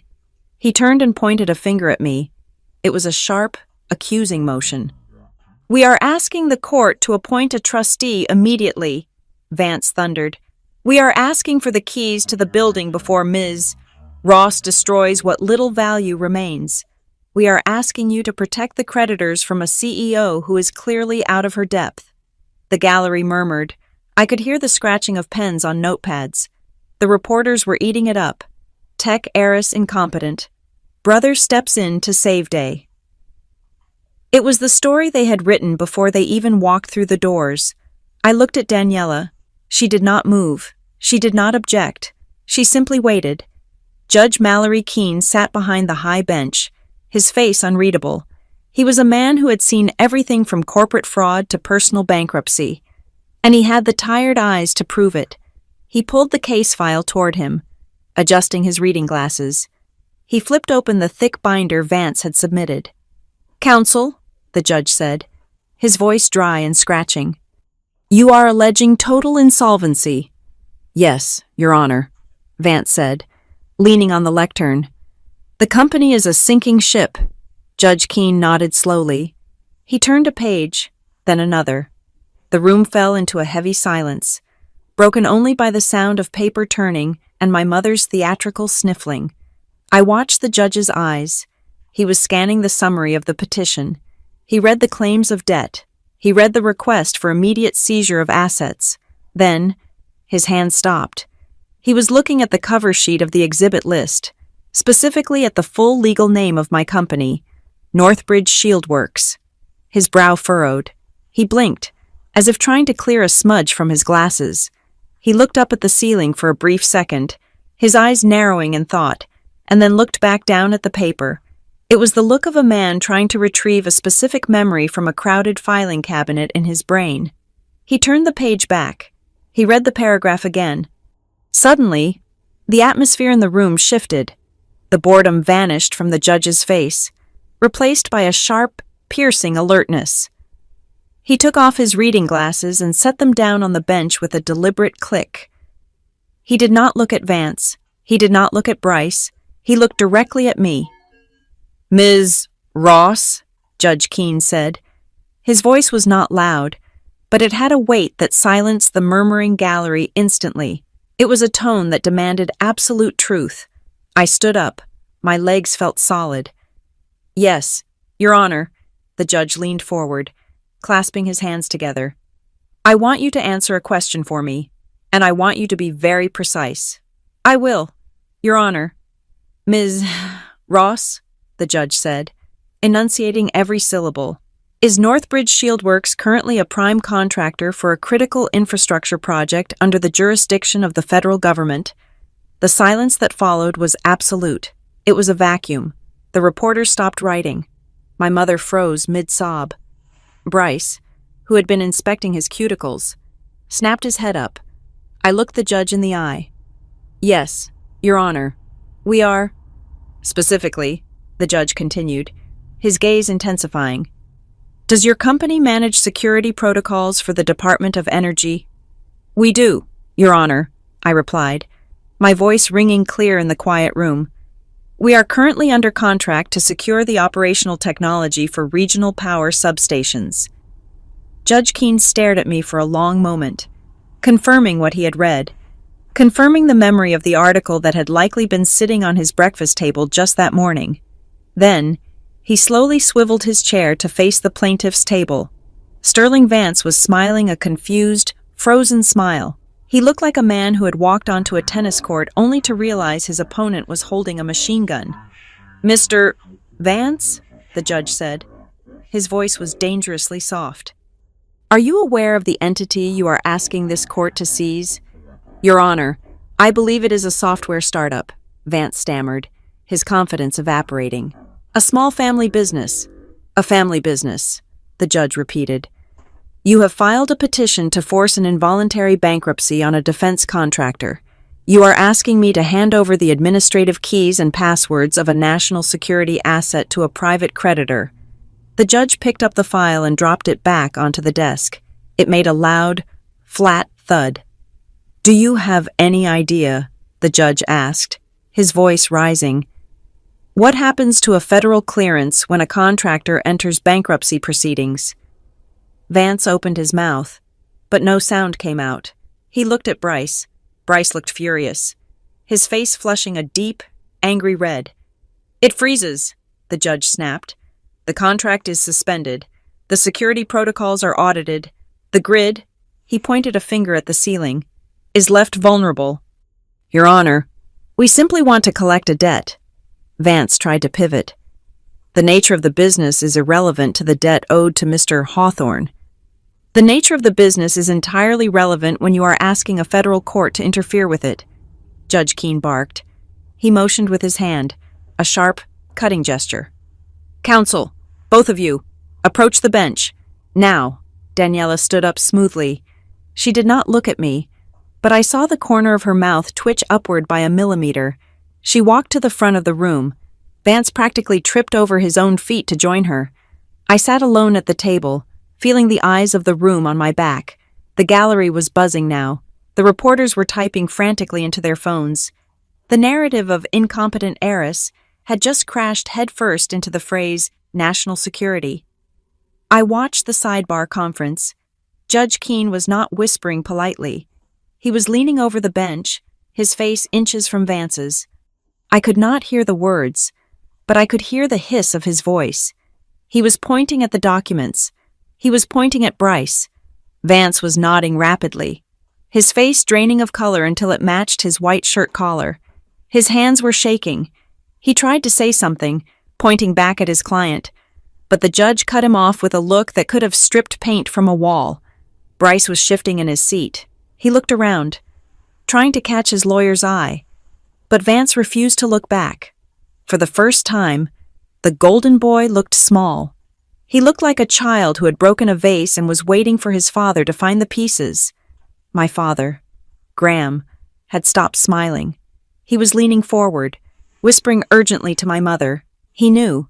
He was a businessman. He knew that approach the bench was bad. But approach the bench while the judge looks like he wants to arrest someone was catastrophic. The conference broke up. Daniela walked back to our table with the stride of a gladiator. Vance stumbled back to his, wiping sweat from his upper lip with a handkerchief that looked far less elegant than my mother's. Judge Keene sat back in his chair. He took a sip of water. He did not look calm. He looked like a volcano deciding whether or not to erupt. "I want this on the record," the judge said, speaking into the microphone. "This court takes its role in the administration of debts very seriously. However, this court also takes a very dim view of being used as a weapon in personal disputes, particularly when those disputes threaten to disrupt the operations of federal agencies." He looked at Bryce. "Mr. Hawthorne," the judge said. Bryce stood up, buttoning his jacket, trying to regain his composure. "Yes, Your Honor.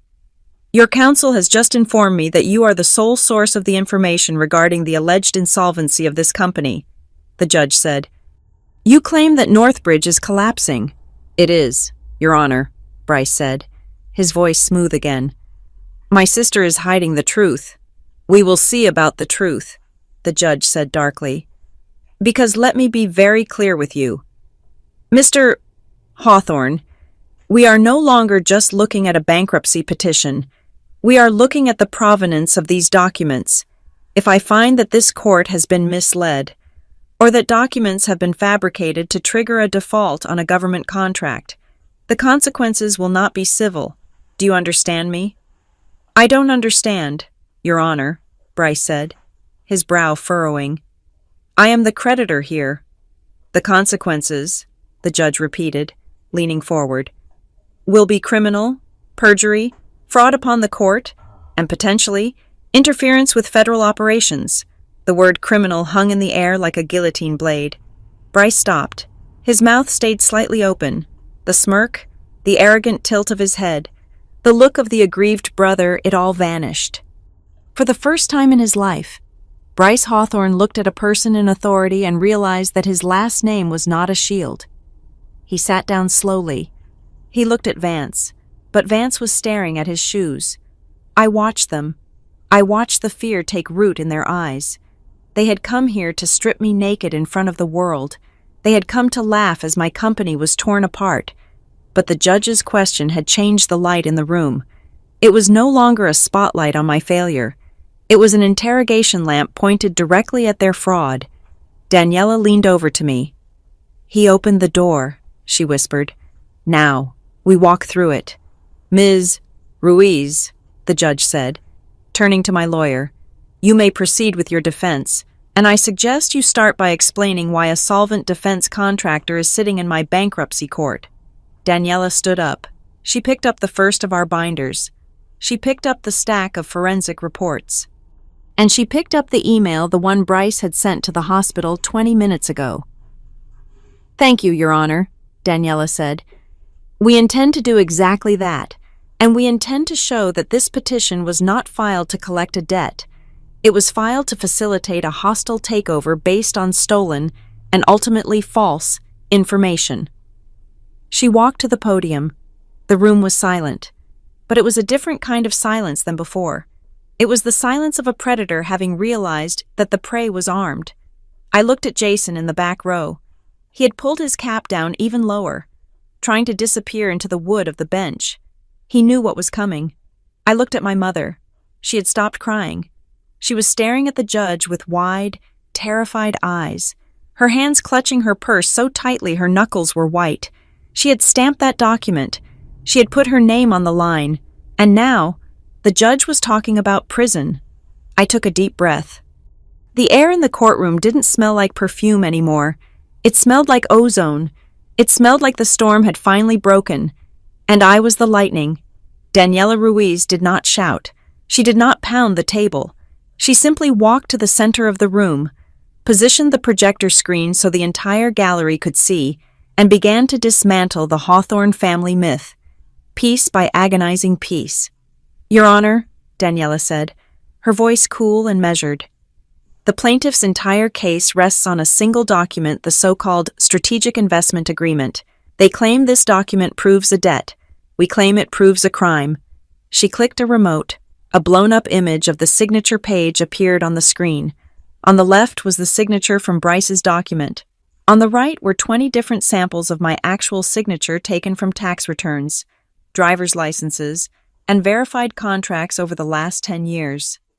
"If you look at the exhibit on the right," Daniela explained, using a laser pointer, "you will see that Ms. Ross writes with a heavy downstroke on the capital S and a fluid, unbroken loop on the double S in Ross. It is a rapid, muscle memory motion." She moved the red dot to the forgery on the left. "Now look at the plaintiff's document. The ink density is uniform. There are microscopic pauses, hesitation marks where the pen lifted ever so slightly. This was not written. It was drawn. It is a tracing of a signature from a birthday card Ross sent to her brother 5 years ago. We have the original card in our possession, and when overlaid, they are a 100% match. No person signs their name identically twice. Only a photocopier does that."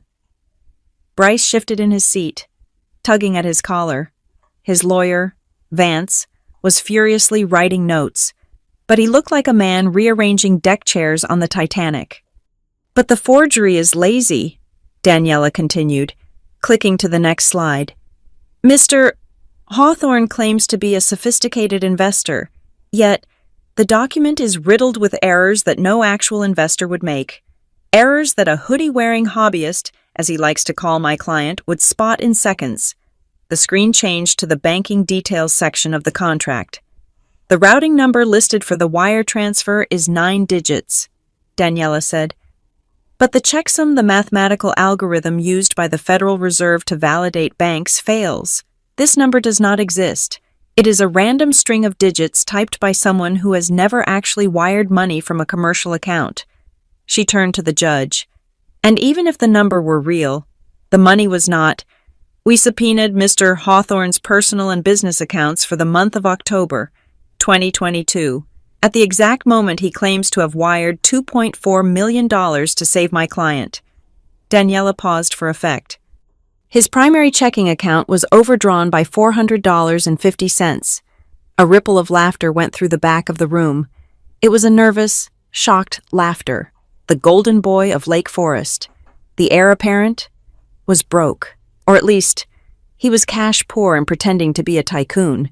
Bryce's face turned a violent shade of crimson. He looked at the floor, unable to meet the eyes of the reporters who were now furiously typing this delicious detail into their phones. "Northbridge Shieldworks, on the other hand," Daniela said, pulling up my company's financials, "has been profitable for 3 consecutive years. We have $3 million in cash reserves. We have 0 debt. The claim of insolvency is not just wrong. It is a mathematical impossibility." Judge Keene was not taking notes anymore. He was staring at the plaintiff's table with a look of cold, hard calculation. "Mr. Vance," the judge said, "do you have a rebuttal for the fact that your client appears to have had negative funds at the time of this alleged massive investment?" Vance stood up, looking like he wanted to vomit. "Your Honor, funds are often moved through complex trusts. We can provide clarification."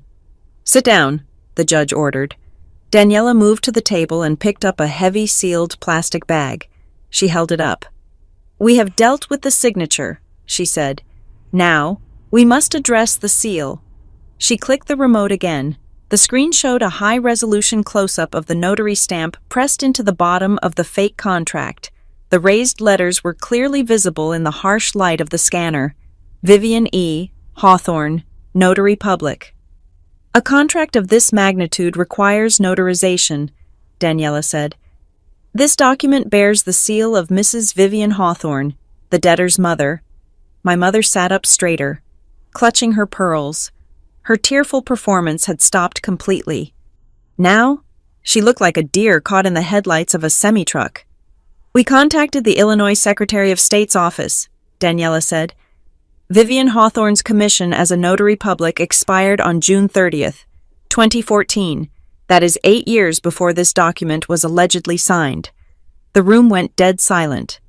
Using an expired seal is a violation of state law, Daniela said, her voice sharpening. But using a seal to validate a forged signature on a fraudulent loan document, that is conspiracy to commit fraud. My mother couldn't help herself. She shot up from her bench, her face pale. I didn't know, she blurted out, her voice shrill and echoing in the high-ceilinged room. I haven't used that stamp in years. It was in my desk drawer. Someone must have taken it. I don't remember stamping anything. Mrs. Hawthorne, sit down, the bailiff barked, stepping toward her.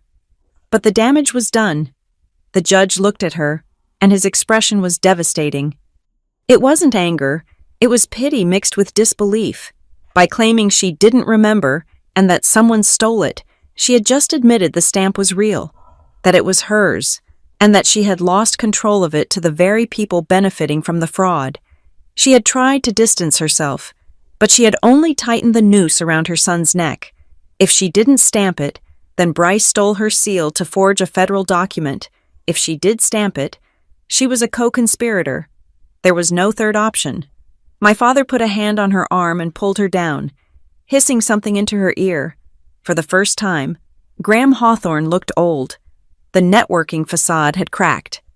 Your Honor, Daniela said, seizing the momentum. The plaintiff claims they want to protect the company, but their actions show a reckless disregard for the very asset they claim to value.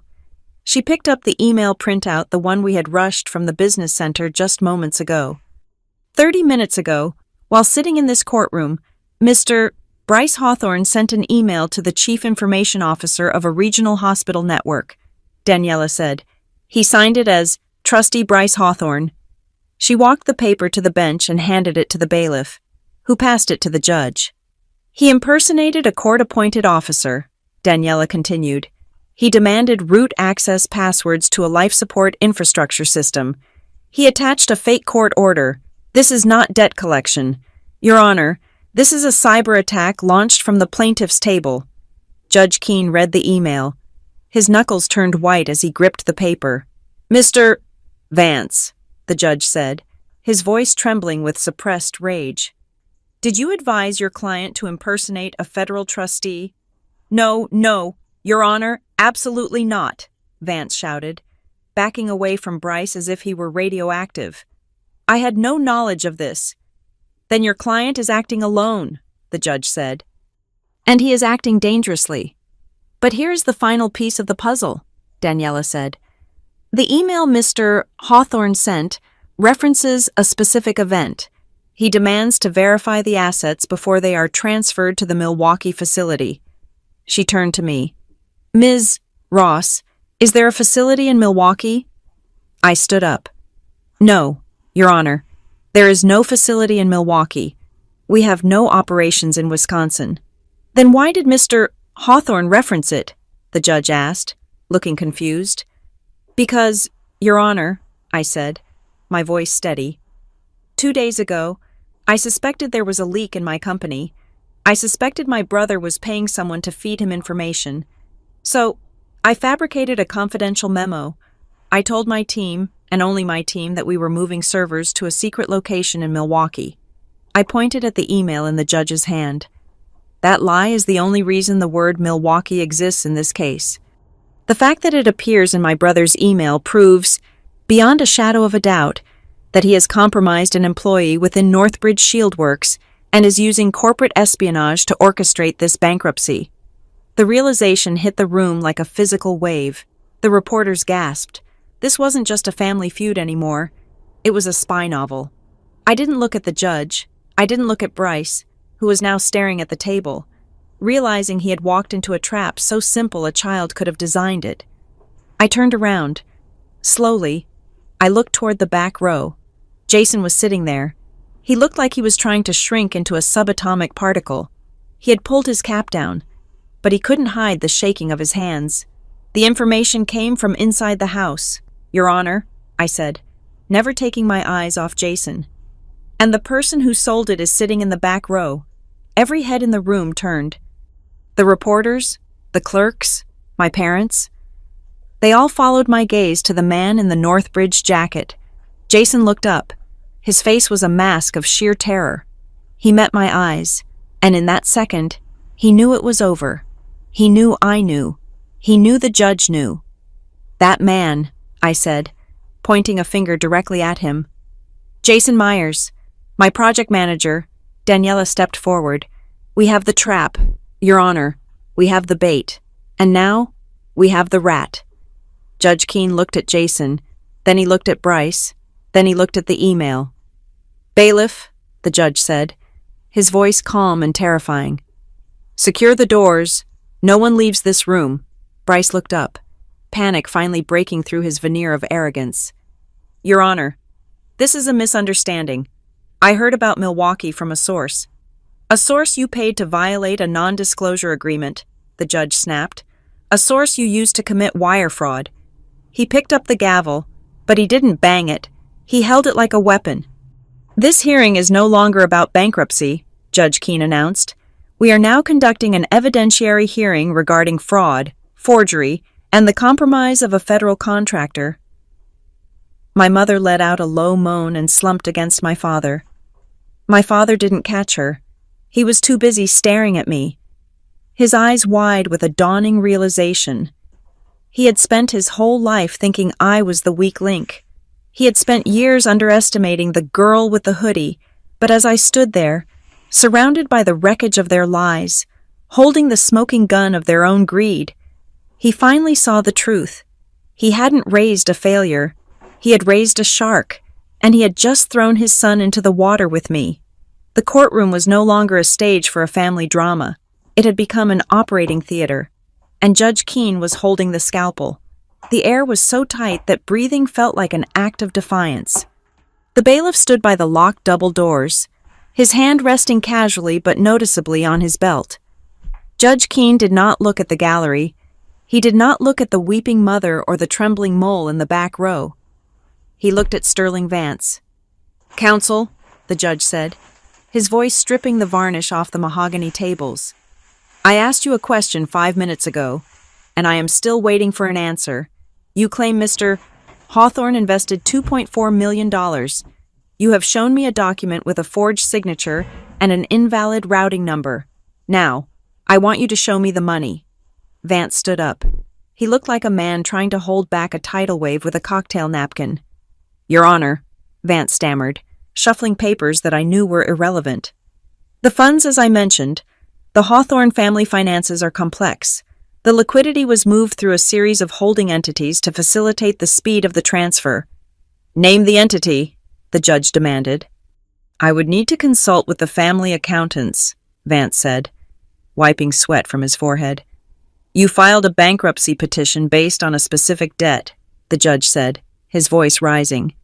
"You do not get to consult after the fact. You either have the proof of transfer or you have committed fraud." This was the moment. Daniela Ruiz stepped forward. She did not look at Vance. She looked at my father. Graham Hawthorne was sitting perfectly still, but it was the stillness of a prey animal hoping the predator's vision was based on movement. His face, usually a mask of tanned confidence, had taken on a sickly grayish pallor.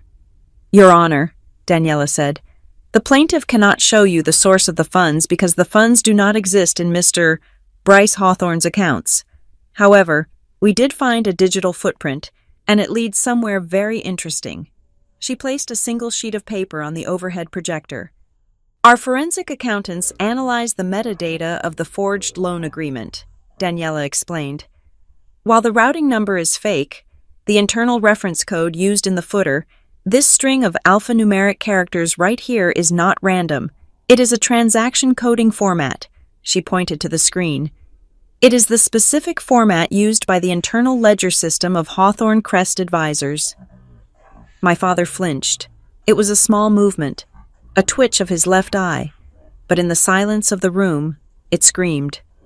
Hawthorne Crest Advisors, the judge repeated. That is the father's firm. Yes, Your Honor, Daniela said. And here is where it gets interesting. We did a public records search. Hawthorne Crest Advisors is currently the subject of 3 separate complaints filed with the SEC by high net worth clients regarding unauthorized allocation of assets. Essentially, money is missing, and clients are asking where it went. I stared at Daniela. She hadn't told me this part. The amount referenced in one of those complaints, Daniela said, looking directly at my father, is exactly $2.4 million. The room spun. I looked at my father, I looked at Bryce, and suddenly, the pieces of the puzzle slammed together with a force that knocked the wind out of me. This wasn't about jealousy. This wasn't about Bryce being mad that I didn't come to Christmas dinner. This wasn't even about them wanting to steal my government contract to get rich. It was a cover-up. My father had lost money. He had mishandled his clients' funds. He was facing an audit, maybe even prison. He needed a hole to bury the loss in. He needed a scapegoat.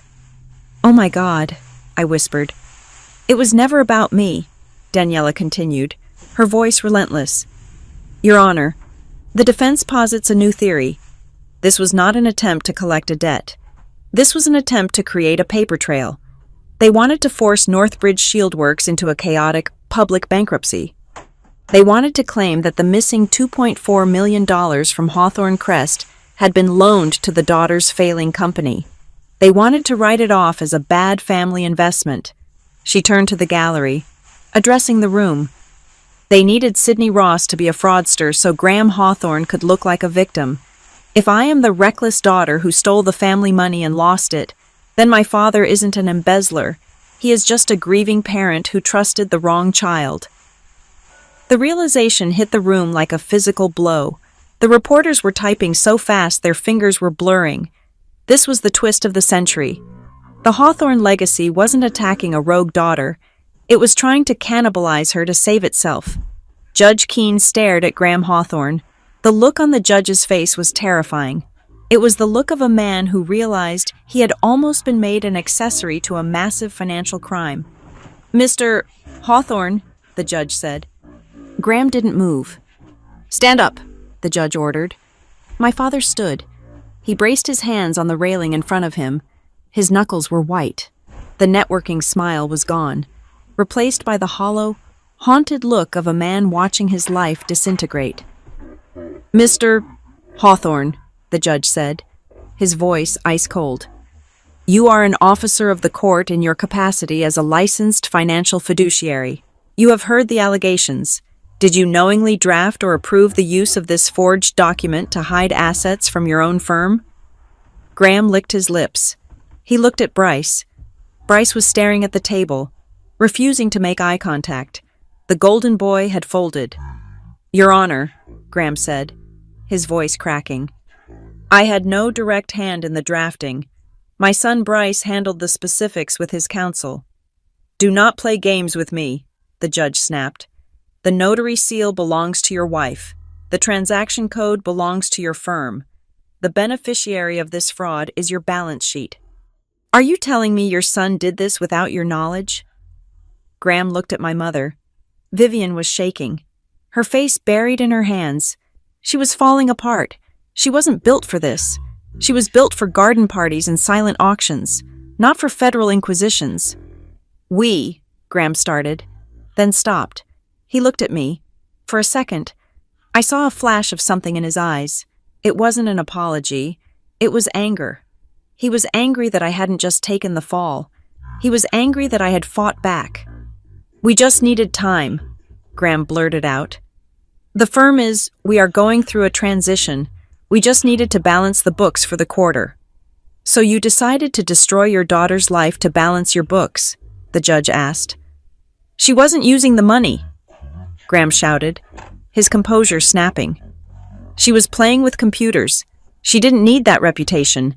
We just wanted her to stop that project so we could settle the accounts. The room went deadly silent. Graham froze. He realized what he had just said. We just wanted her to stop that project. Daniela pointed a finger at him like a loaded gun. Objection, she shouted, though no question was on the floor. Admission, he just admitted, on the record, that the goal was to stop the project, to stop a federal infrastructure project. Judge Keene's eyes widened. I heard it, he said. He admitted intent, Daniela pressed. He admitted that the bankruptcy was a tool to halt my client's operations. That is tortious interference. That is conspiracy. Graham slumped back onto the bench. He looked like he had been shot. He had tried to frame it as a financial necessity, but in his panic, he had admitted the tactical goal: stop Sydney, stop the contract, create the chaos. Judge Keene turned to the court reporter. I want that last statement transcribed verbatim. Highlight it. Then he looked at the bailiff. Secure the room. I mean it. If anyone tries to leave, arrest them for contempt. My mother, Vivian, let out a wail. It wasn't a theatrical sob this time. It was a guttural sound of pure terror. Graham. What did you say, Graham? Fix this. Quiet, the judge roared. He turned his gaze to the back of the room, to the corner where Jason Myers was trying to become invisible.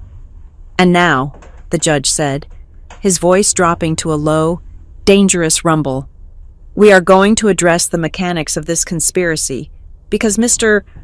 Hawthorne could not have known when to strike without a map. He pointed at Jason. You, in the Northbridge jacket, stand up. Jason didn't move at first. He looked paralyzed. The bailiff took 2 steps toward him, and that was enough. Jason scrambled to his feet.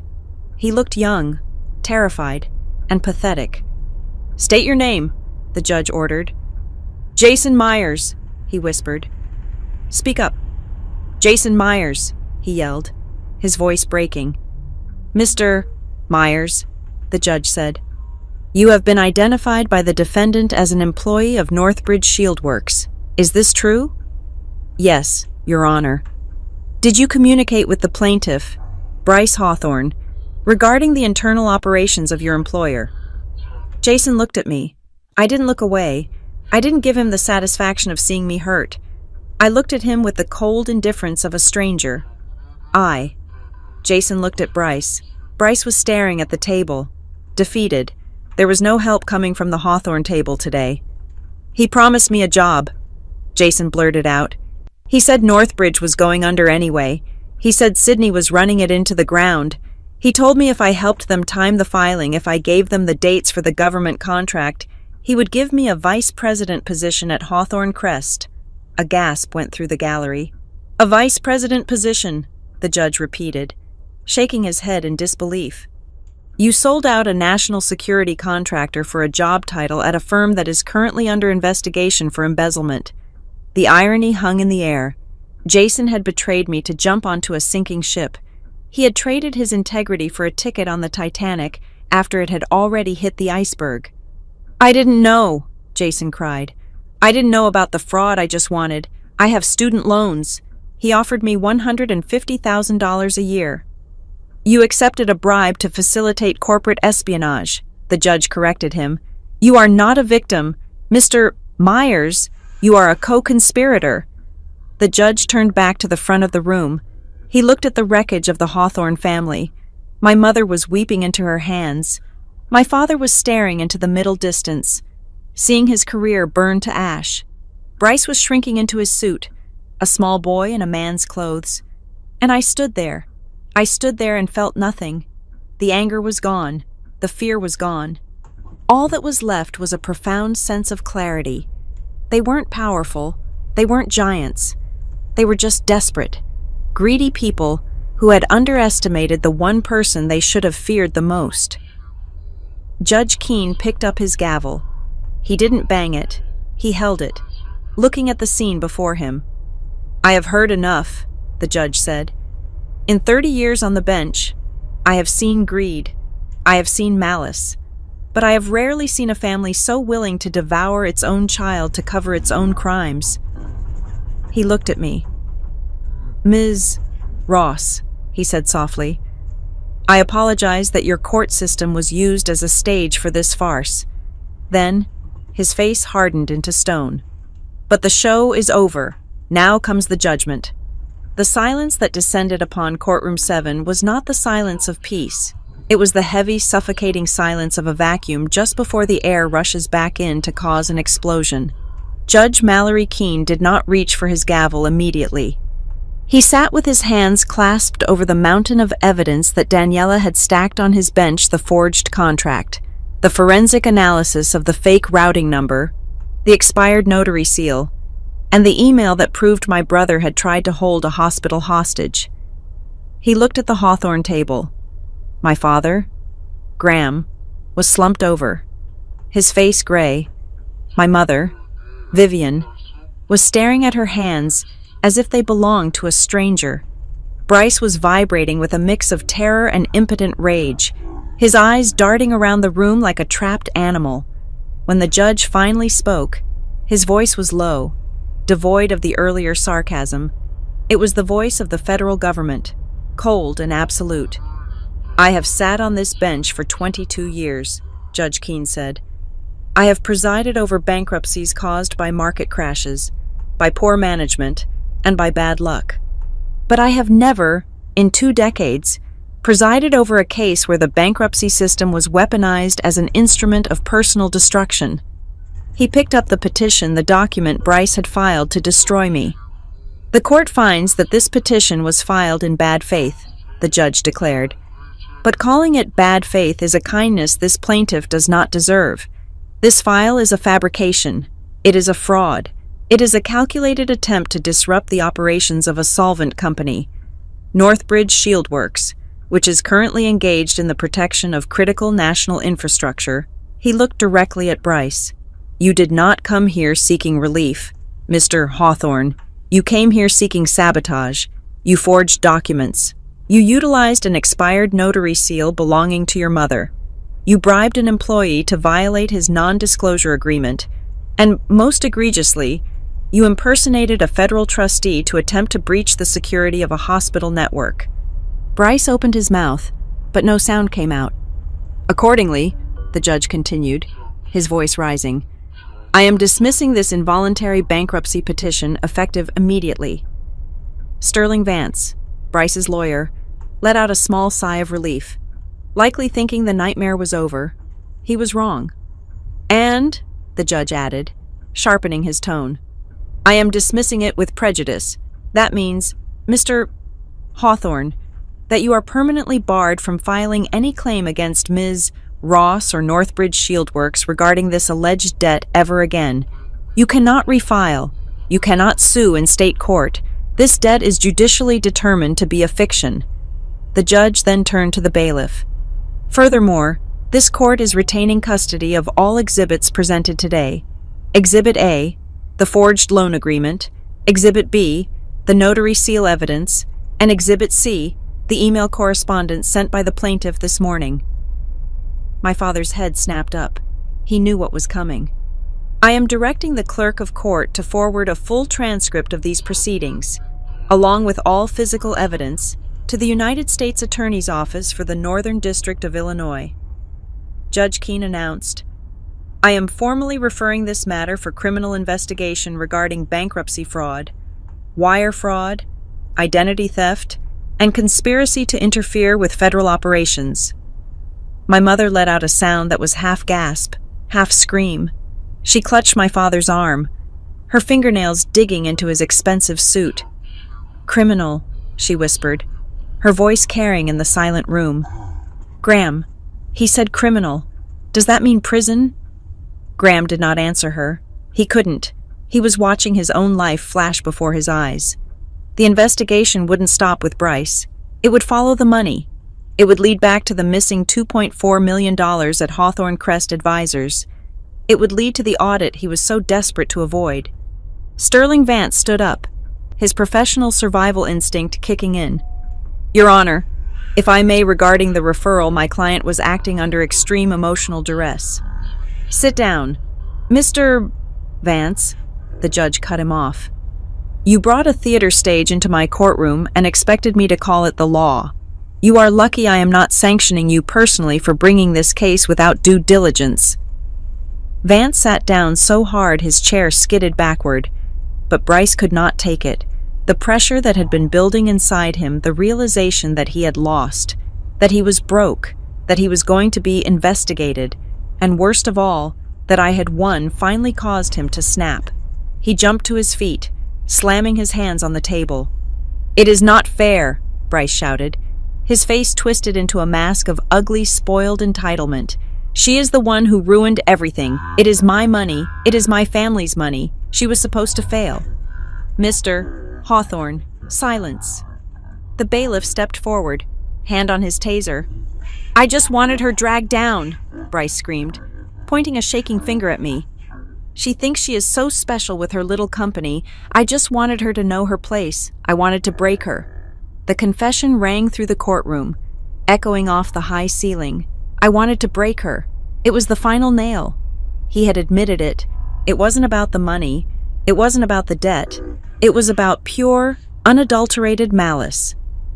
Judge Keene looked at Bryce with an expression of utter disgust. "Let the record reflect," the judge said quietly, "that the plaintiff has openly admitted his motivation was malicious intent to harm the defendant. Marshal, please escort Mr. Hawthorne and his counsel out of my courtroom, and ensure Mr. Myers in the back row is detained for questioning by the federal agents, who I assume are already on their way." Jason, the mole, put his head in his hands and began to sob. I watched as the marshals moved in. Bryce looked at me one last time as they guided him toward the side exit. The arrogance was gone. The hate was gone. There was only fear. He looked like a child who had set a fire and suddenly realized he was trapped in the burning house. My mother collapsed onto the bench, weeping uncontrollably. My father stood there, staring at the empty space where his son had been. He looked like a man who had been hollowed out. The Hawthorne dynasty, built on appearances and handshakes, had crumbled in less than 2 hours. The judge turned to me, his face softened slightly. "Ms. Ross," he said, "you are free to go, and on behalf of the court, I wish you luck with your government contract. It seems the country is in capable hands." I did not cheer. I did not smile.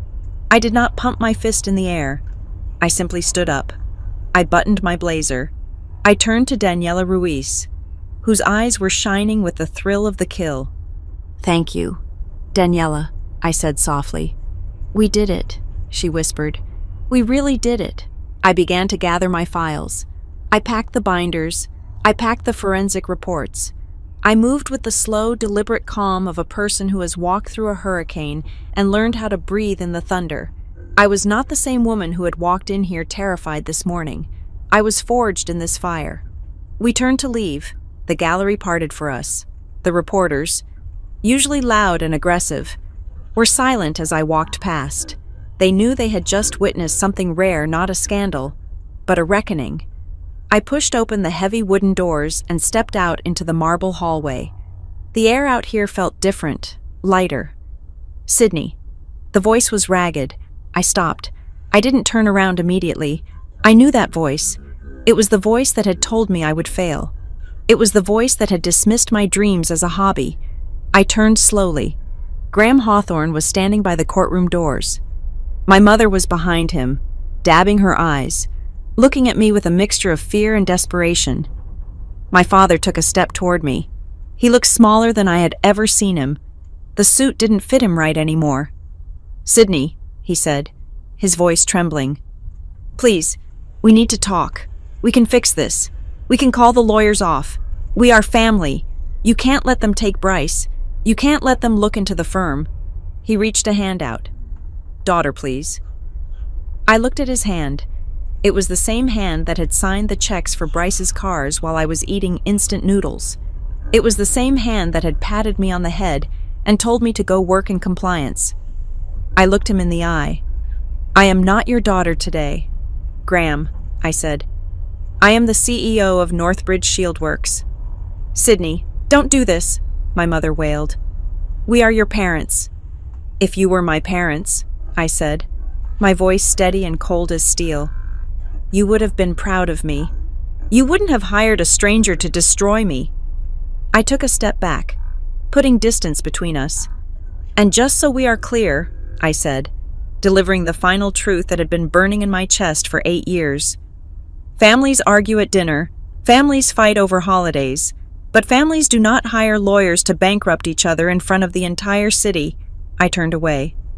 Sydney, he called out again, his voice breaking. I didn't stop. I didn't slow down.